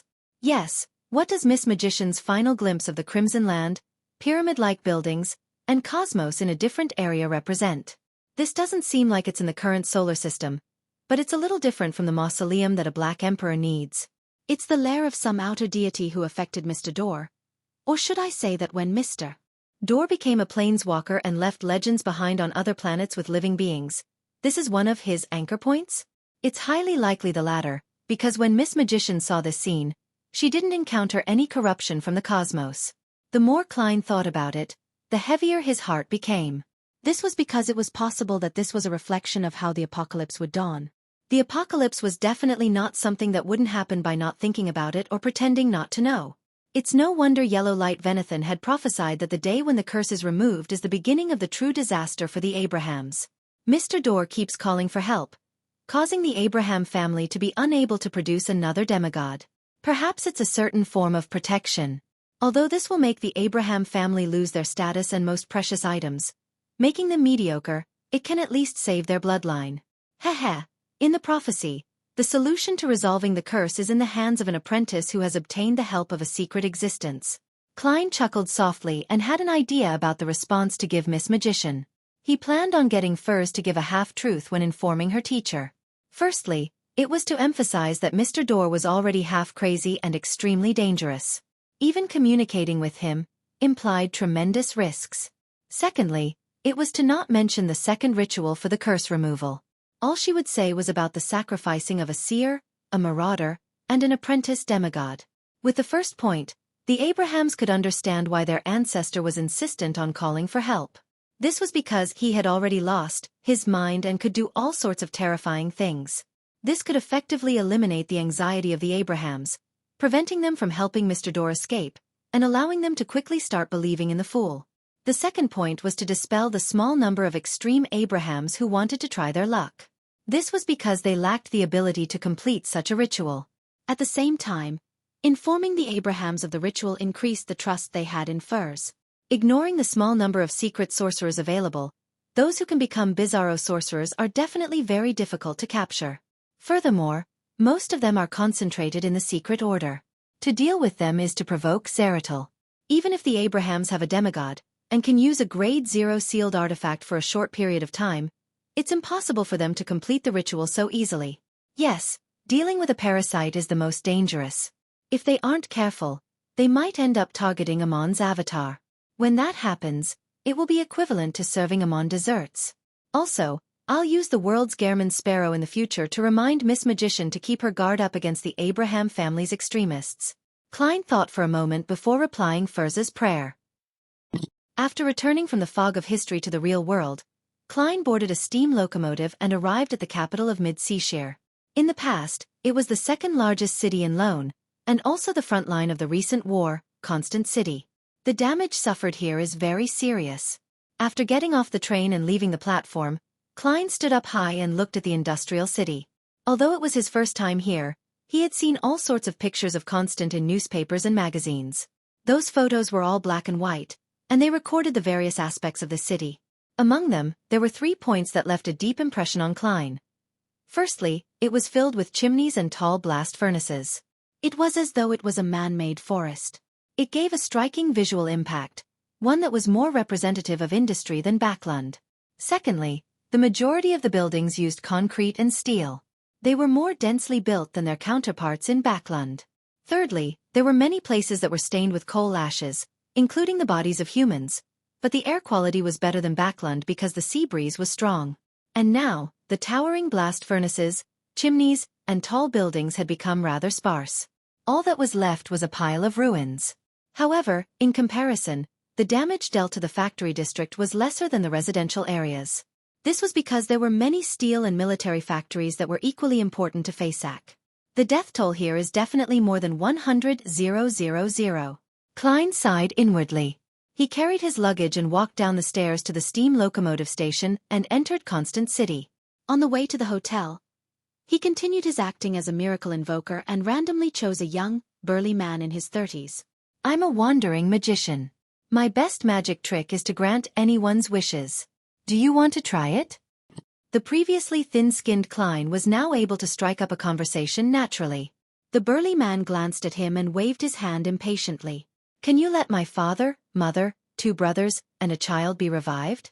With that said, he didn't wait for the magician to respond as he walked towards the nearest public carriage station in a slightly irritable manner. He struck his left chest with his right fist. Klein stood where he was and maintained the smile on his lips as he quietly watched the man leave. He recalled a magazine he had read on a steam locomotive. It contained several pages of images reflecting the current state of each cemetery in Constant City.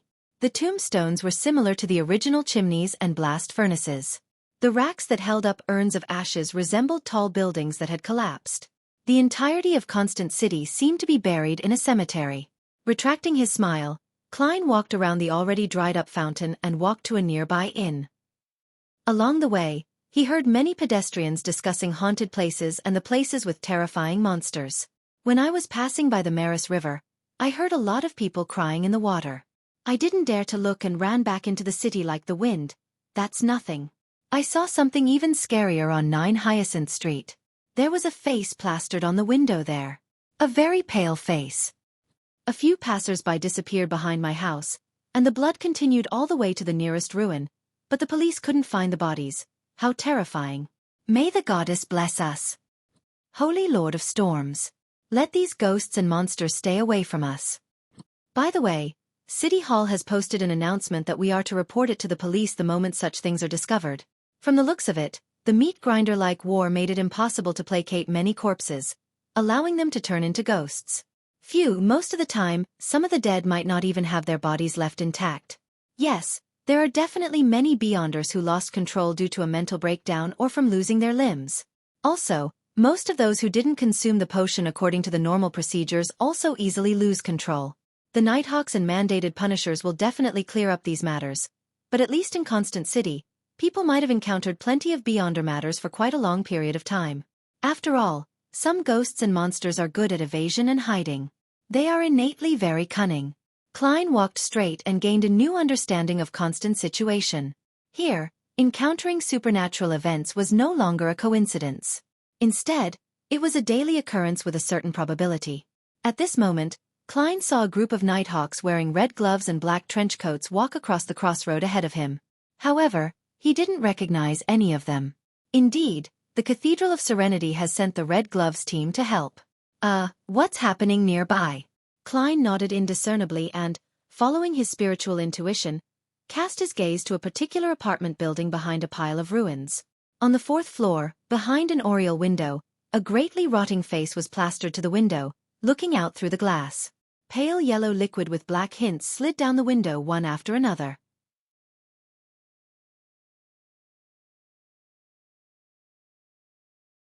Chapter 1296. Amateur astronomer Eric had become a captain of a Red Gloves team during the later stages of the war, as well as advancing to Sequence 5 Spirit Warlock. He had witnessed the deaths of the ex-captain and ex-ex-captain. He knew that a higher sequence wasn't a guarantee that he would be safer. Care and caution was what mattered. To the elite Red Gloves of the Nighthawks, this was a concept that almost everyone believed in. This was because ordinary Nighthawks might only encounter ordinary problems that looked like supernatural events. Occasionally, there would be slip-ups, and it was highly likely that they would rely on their Beyonder powers to turn the situation around. As for Red Gloves who worked on various important cases, their hidden targets were definitely rather dangerous. At that moment, Eric stood on the 4th floor of the apartment on 14 Priya Street. Facing the tightly shut dark brown wooden door, he surveyed the area and said, 2 Nighthawks have already gone missing here. We must not be careless. Initially, several residents of this apartment block reported it to the police. They claimed that Unit 403 had a stench, and the tenants of Unit 303 often heard heavy footsteps from above. The policeman in charge of the area took 2 days before coming to investigate. However, they didn't walk out of Unit 403. After the police confirmed this, they immediately transferred the case to the Church of Evernight. However, the 2 Nighthawks who came to deal with it also disappeared. The door to Unit 403 remained tightly shut. Due to this premise, the Church of Evernight's Archbishop of the Mid-Seashire Diocese entrusted the matter to Eric's team and allowed them to apply for a Grade 1 sealed artifact as support. "Yes, Captain." The members of the Red Gloves team either nodded or spoke in response. Eric didn't say anything else as he stood in front of the dark brown door of Unit 403, which remained tightly shut. He raised his red-gloved left hand and knocked on one of his teeth. A blurry figure suddenly appeared in front of him. As though it had no substance to it, it passed through the gap in the door and entered Unit 403. Eric's expression was unusually focused, as if he was observing the situation in the room through that blurry figure. It was a natural spirit that he controlled. It wasn't especially powerful, but it had special abilities. It usually lived on his left front tooth. Under the current situation, Eric believed that they shouldn't barge in directly. It was best to do reconnaissance first. Even if his team had a good mix of powers and a powerful sealed artifact to help them, they had to be cautious. If he could figure out the situation inside and prepare for it in a targeted fashion, he believed that things would be much easier. Right at this moment, tiny blood vessels protruded in Eric's eyes, and some of them even exploded. When his vision turned bright red, Eric heard a heavy creak. The dark brown door suddenly opened. There were a total of 6 figures in the room. 3 police officers wore black and white uniforms. They were sitting on high-back chairs, high stools, and the sofa. 2 of them were wearing half-top hats, black trench coats, of which one was standing by the door, and the other was standing behind the oriel window. His face was pressed to the surface of the glass as if he was watching the streets downstairs. There was also a figure sitting on a high stool at the edge of the balcony. In front of him was an exquisite astronomical telescope. The skin of the 6 figures began to swell, as though they had been injected with gas. Some parts of the body had even cracked and were highly decomposed, but they still hadn't dried up. They exuded a bluish-black glisten as light yellow liquid with hints of black flowed out. Sensing the door open, the 6 figures turned to look at Eric and the others. The first was the Nighthawk standing in front of the door. The last was the man wearing a cotton shirt behind the astronomical telescope. He had one of his eyeballs, its blacks and whites separated clearly, glued to the telescope's lens, allowing him to only use his remaining black empty socket to scan the Red Gloves team outside. A faint stench drilled into the noses of Eric and the others as an indescribable coldness filled the surroundings. Eric instinctively raised his hand to hit his teeth, releasing more spirits. Then, he used his Nightmare Beyonder powers to forcefully drag all his targets into a dream. However, no matter how he tapped his teeth, he didn't release his soul. His Spirit Warlock Beyonder powers seemed to have vanished instantly. At the same time, a nightmare in the Red Gloves team also discovered in surprise that he was unable to pull someone into a dream. At that moment, apart from the enhancement in their physique brought by the potion, their Beyonder powers mysteriously vanished. "Leave this place," Eric ordered without hesitation. He had never encountered such a strange situation before. All he could do was get the team to retreat first before choosing a sealed artifact to handle the situation in a targeted manner. However, he and his team members didn't move despite his orders. It was as though their bodies were no longer taking orders. Eric instinctively lowered his head and looked at his lower body. His legs were swollen and his pants were torn. In addition, he could clearly feel that his skin was decaying, rotting, and running with pus. He and his Red Gloves team had yet to truly come into contact with their target, but they had fallen into a nightmare of watching themselves die, swell, and rot bit by bit with no way to escape.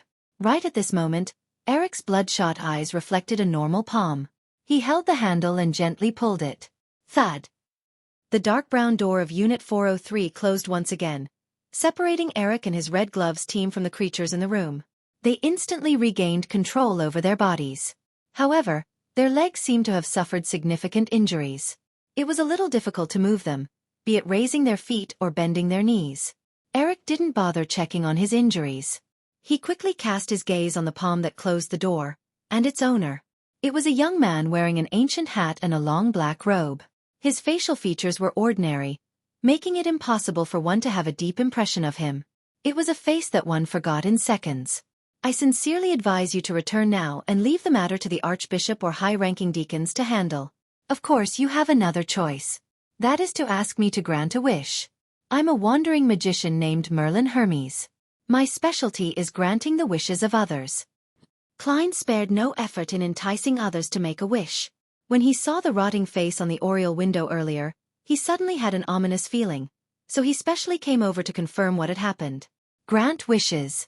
Eric recalled the education he had received during his training in the Holy Cathedral. A high-sequence beyonder might be in a state of being imprisoned or sealed. They will pretend to be mystical items that can grant wishes, and they will entice you into helping them escape.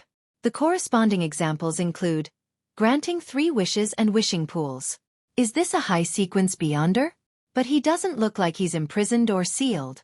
Eric looked left and right and deliberated for a few seconds before probing. If we don't ask you to grant us our wishes, will you not resolve the abnormality in the room?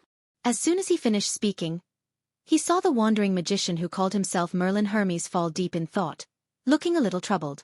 A few seconds later, Klein raised his hand to stroke his tall top hat. He smiled and sighed. Even if you don't make the wish, I will still attempt to resolve it. Do I need to read your honorific name or your true name to have my wish granted?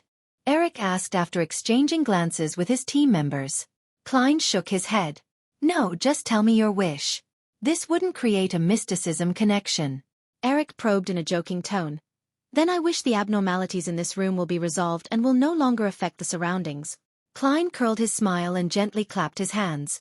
Your wish will come true. Without waiting for Eric to respond, he smiled and said, the abnormalities inside can suppress beyonder characteristics, causing the corresponding powers to be ineffective, but that isn't absolute. Typically in such cases, my suggestion is, as he spoke, Klein reached out with his left hand and took out an eyeball-shaped glass ball. He then twisted the handle with his right hand, opening the door a little. Then through a crack, he threw the glass ball into Unit 403. As the glass ball flew, it constantly absorbed the surrounding light and gave off a brilliant, pure, extreme sunlight that resembled a miniature sun. The next second, Klein closed the door with his right palm, lest Eric and company's eyes couldn't take it. My suggestion is to use a Grade 1 sealed artifact in the sun domain to purify the entire area. While saying that, Klein recalled the mutated sun sacred emblem behind Tingen City's Chinese gate. Although it was only a Grade 3 sealed artifact, it could still deal with the rotting creatures inside given enough time. Just as Eric was about to say that they had brought a similar sealed artifact, but just didn't have the chance to use it, he saw Mr. Merlin Hermes open the door to Unit 403.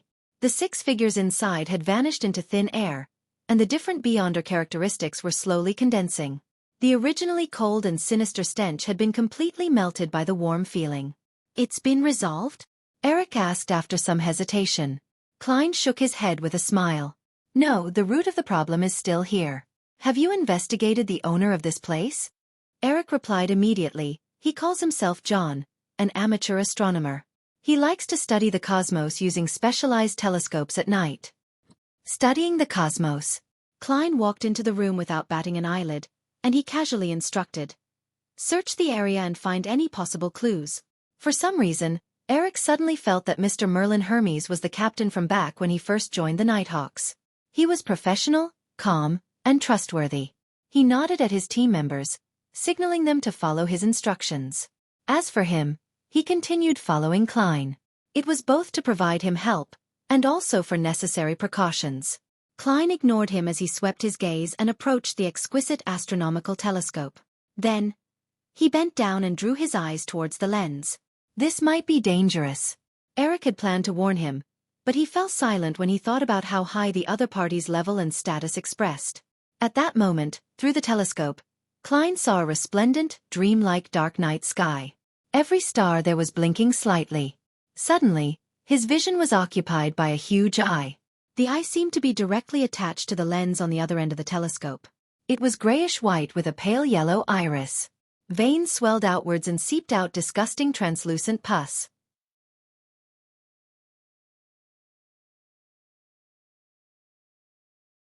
Chapter 1297 Forest of Miracles Boom. The Red Gloves captain, Eric, shivered involuntarily as he saw Merlin Hermes, who claimed to be a wandering magician, explode behind the telescope. However, there was no splattering blood or flesh. The shredded limbs disappeared into the air like soap bubbles. Eric and his team members, who looked over due to the commotion, were stunned.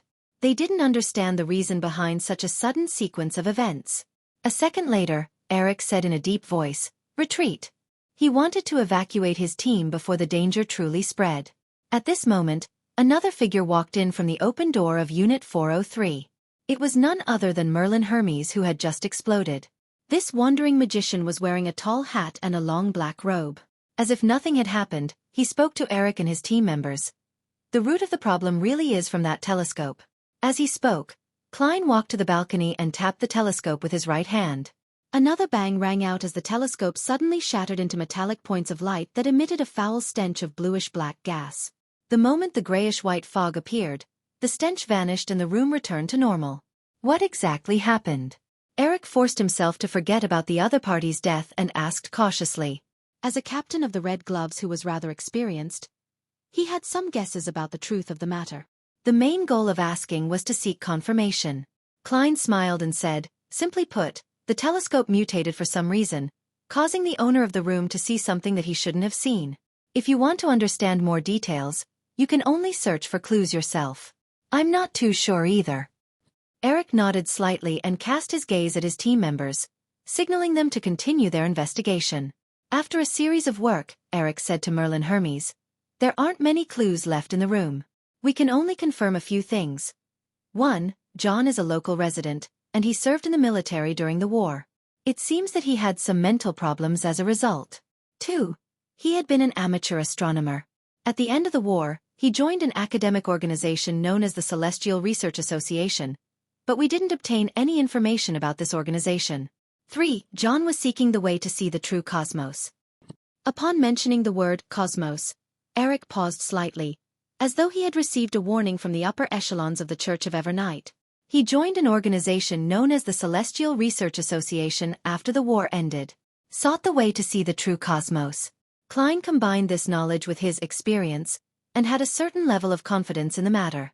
He nodded and said, "You should know that the cosmos means danger. You can't even try to understand it.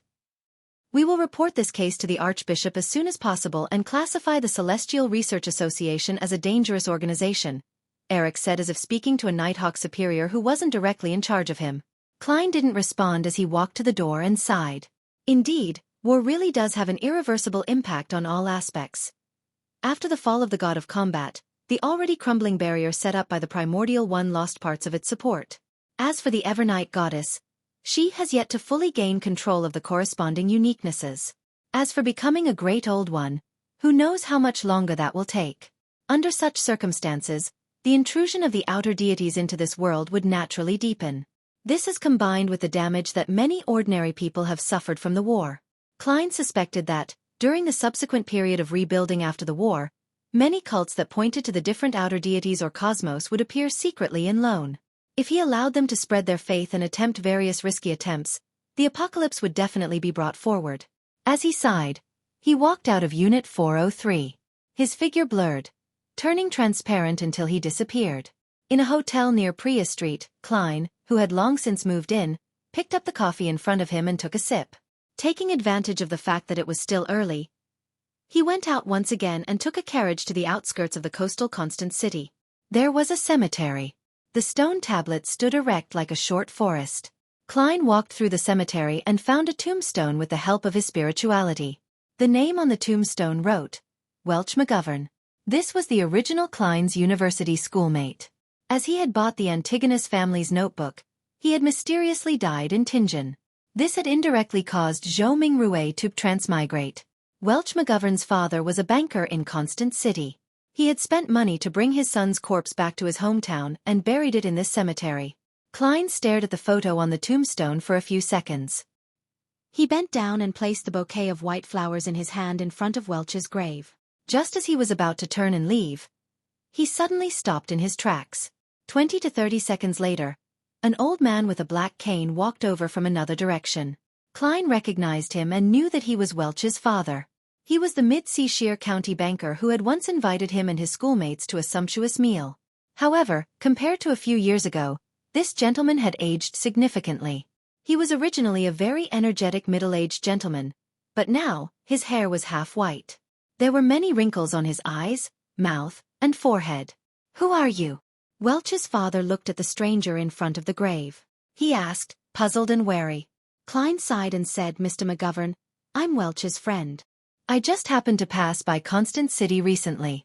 Welch's father nodded slightly and said in a deep voice, "He's a very sociable person.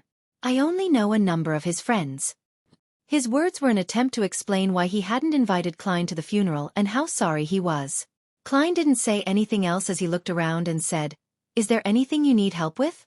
Or do you have any wishes that you wish to have fulfilled? I hope I can provide you with some strength." Welch's father looked around and smiled bitterly. "Can you allow all the dead here to stand up again?" "It's not impossible, but they will be different from what you have in mind." Klein sighed and shook his head. "Then can you allow Constant to return to its original state?" Welch's father asked with a bitter smile. Without waiting for Klein's reply, he sighed and continued, "There's no need to provide any help. I can achieve what is possible myself. If it's impossible, then I can only pray to the deities." As he spoke, the banker went past Klein and walked to his son's tombstone. He bent down and put down the bouquet of white flowers. Klein looked at his back and muttered to himself, "I will try my best." With that, he turned around and left the cemetery. Constant City, in a bar with a style that resembled the previous centuries. A man donning a thick jacket carried his beer and walked to a wooden board beside the bar counter. He tried to find a part-time job on the notices pasted on it. Suddenly, he saw a strange mission. "I'm a reporter. I want to gather all kinds of stories from different people.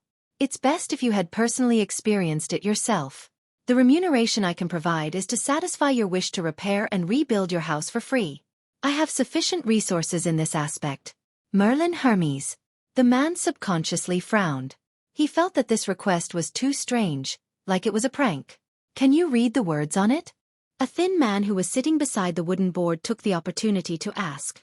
Few patrons of this bar were literate. Even if they wanted to find a job, or accept the corresponding commissions, most people were unable to understand the notices on the wooden board, and the bartender could only remember the few with the highest pay. As a result of this situation, the thin, feeble man relied on the common Loanese terms he learned at the free schools to provide the corresponding interpretation at a quarter pence. This was how he made a living. The man shook his head, indicating that he understood Loanese. He pointed at Merlin Hermes' request and said, "Is this real?" "It is. That reporter is sitting by that corner, the one wearing a very tall hat." The thin, feeble man enthusiastically pointed him in the correct direction. The reporter had promised him a quarter pence for every person he introduced. The man holding the beer fell silent. After hesitating for a full 10 seconds, he walked to the corner and found the reporter named Merlin Hermes. Will you really help me rebuild my house?" he asked worriedly. Klein pointed at the documents on the small round table and said, "We can sign a contract. There's no need. Even if you provide some materials, I'll still be very satisfied." The man sat opposite Klein and said rather cautiously, "I don't have a very touching story. As long as it's real enough." Klein nodded slightly in encouragement. The man looked down and stared at the table. "I'm a Constant native, and I used to have a decent job. I bought a terrace house along Loteed Street. Later war broke out. My house was reduced to ruins during one of the bombings. My eldest son, the child who just entered primary school, was buried inside. We had no choice but to rent a 2-bedroom room until the Phasacians occupied Constant. They dragged my wife away and she never returned. Some time ago, someone requested me to identify her corpse. I couldn't even recognize her. She had rotten so much that you wouldn't even call it a corpse. However, in the pockets of her clothes, there was still our old water bill. When she was still at the rental apartment, she had always missed our home. It's the same for my younger daughter. I don't have much money now and can only barely maintain my life, but I wish to rebuild that house bit by bit.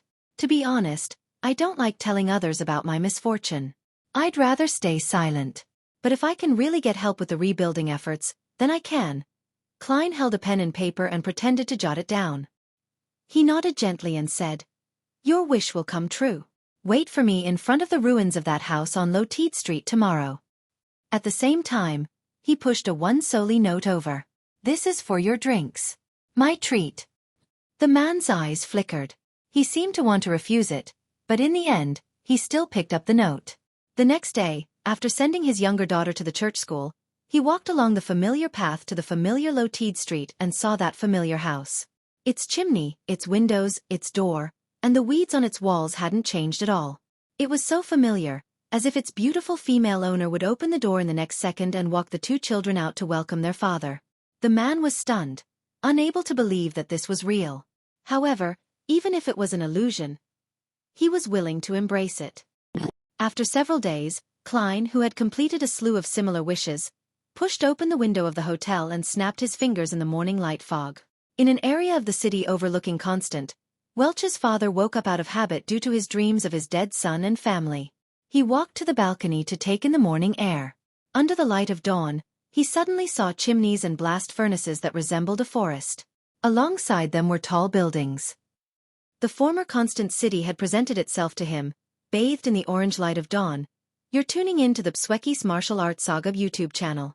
Don't forget to subscribe and join us on this journey to catch the most captivating stories.